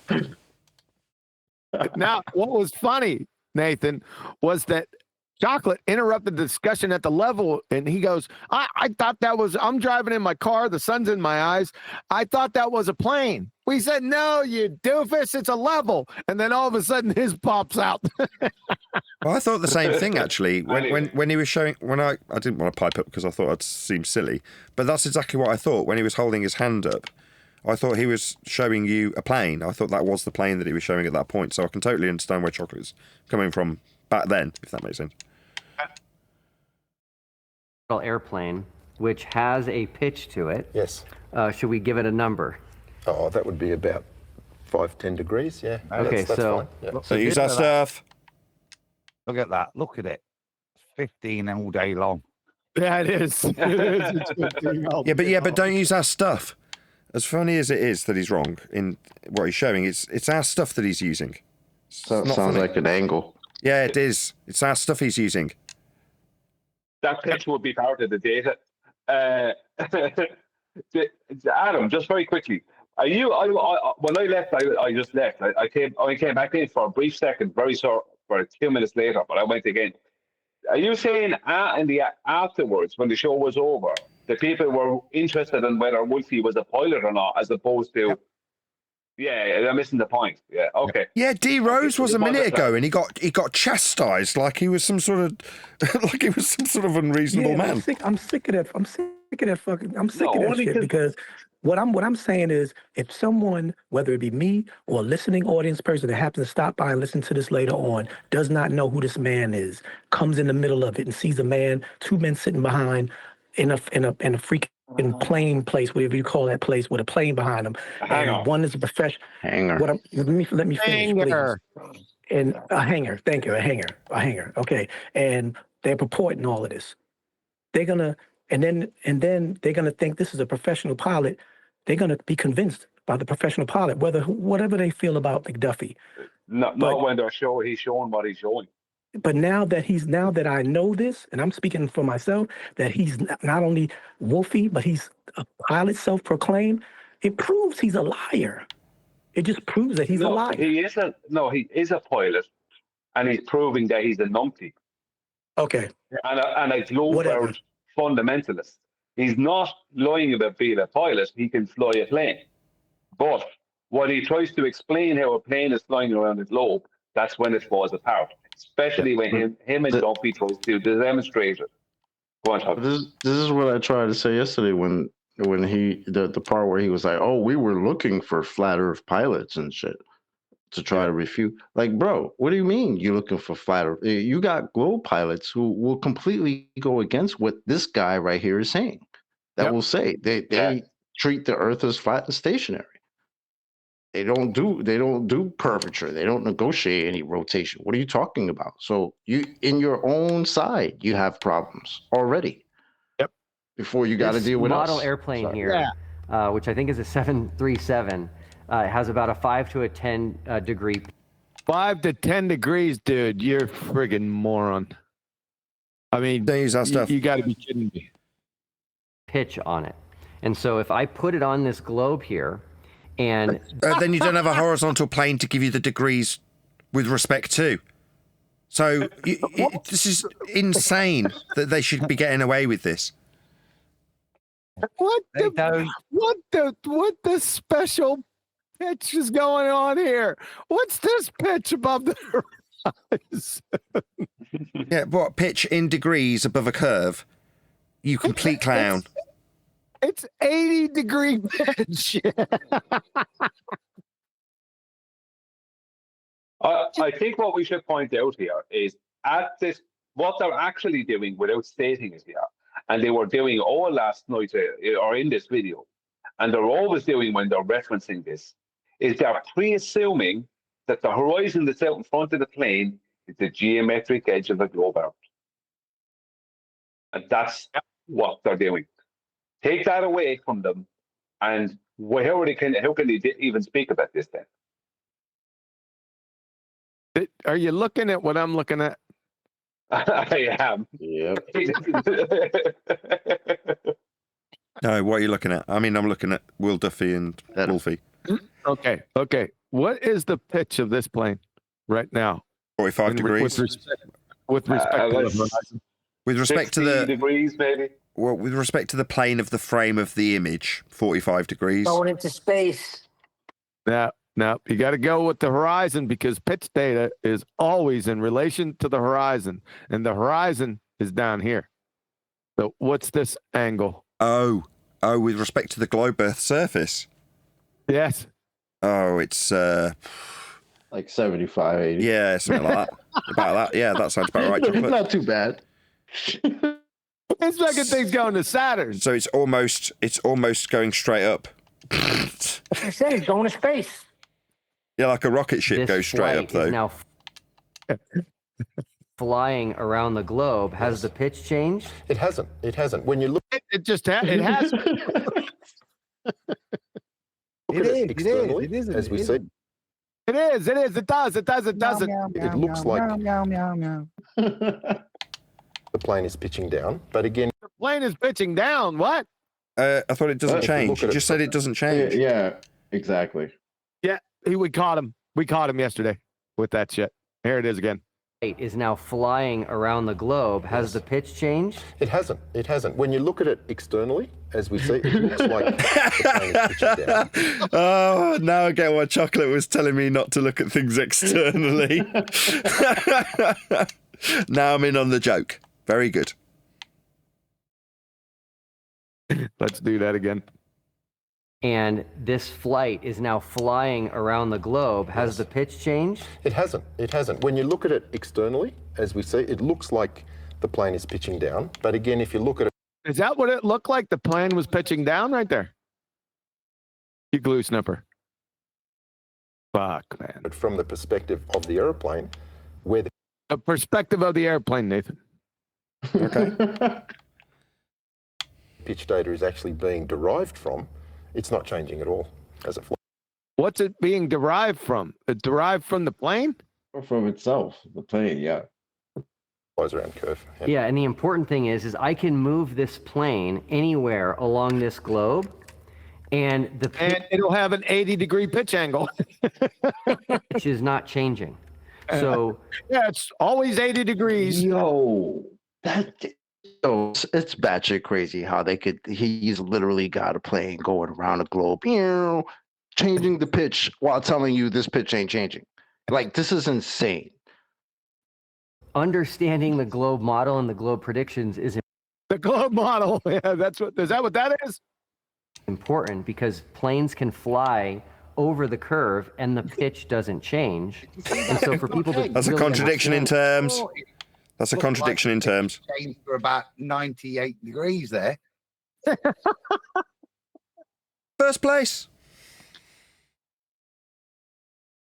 The pitch changes, but you think of it as though it doesn't change. Right back to George from Mercer. the perspective of the plane. Absolutely, and again, from the perspective of the plane, that's what we're shooting for. if we do that same demonstration, oh, here we go. the plane is there. What the plane is seeing is this. The pitch data is being derived. The pitch data is being derived. Wait, this isn't on the ball. Get that fucker down. What's this space right here? And what about if we want to fly north and south? What happens then? With your little fuckwit demonstration here, goobers. You're gonna need water to rotate the Earth. Yeah, they're gonna need to spin the other way. Very simple. He just spins his hands the other way.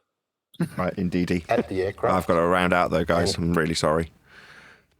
With that, I'm going to say a huge, massive, enormous thank you to both Discord and G+ panels for making today's after show possible. And of course, a massive thank you to all of you for liking, commenting, sharing, subscribing, joining as a Nathan Oakley 1980 channel member, and all that good stuff. Did I thank the Politics Discord server for today's live show? I think I did after the live show. So another thank you to the Politics Discord server, along with my Flat Earth Debate Discord server, for making today's live show possible. I've been Nathan Oakley, and I will see you all in the next video.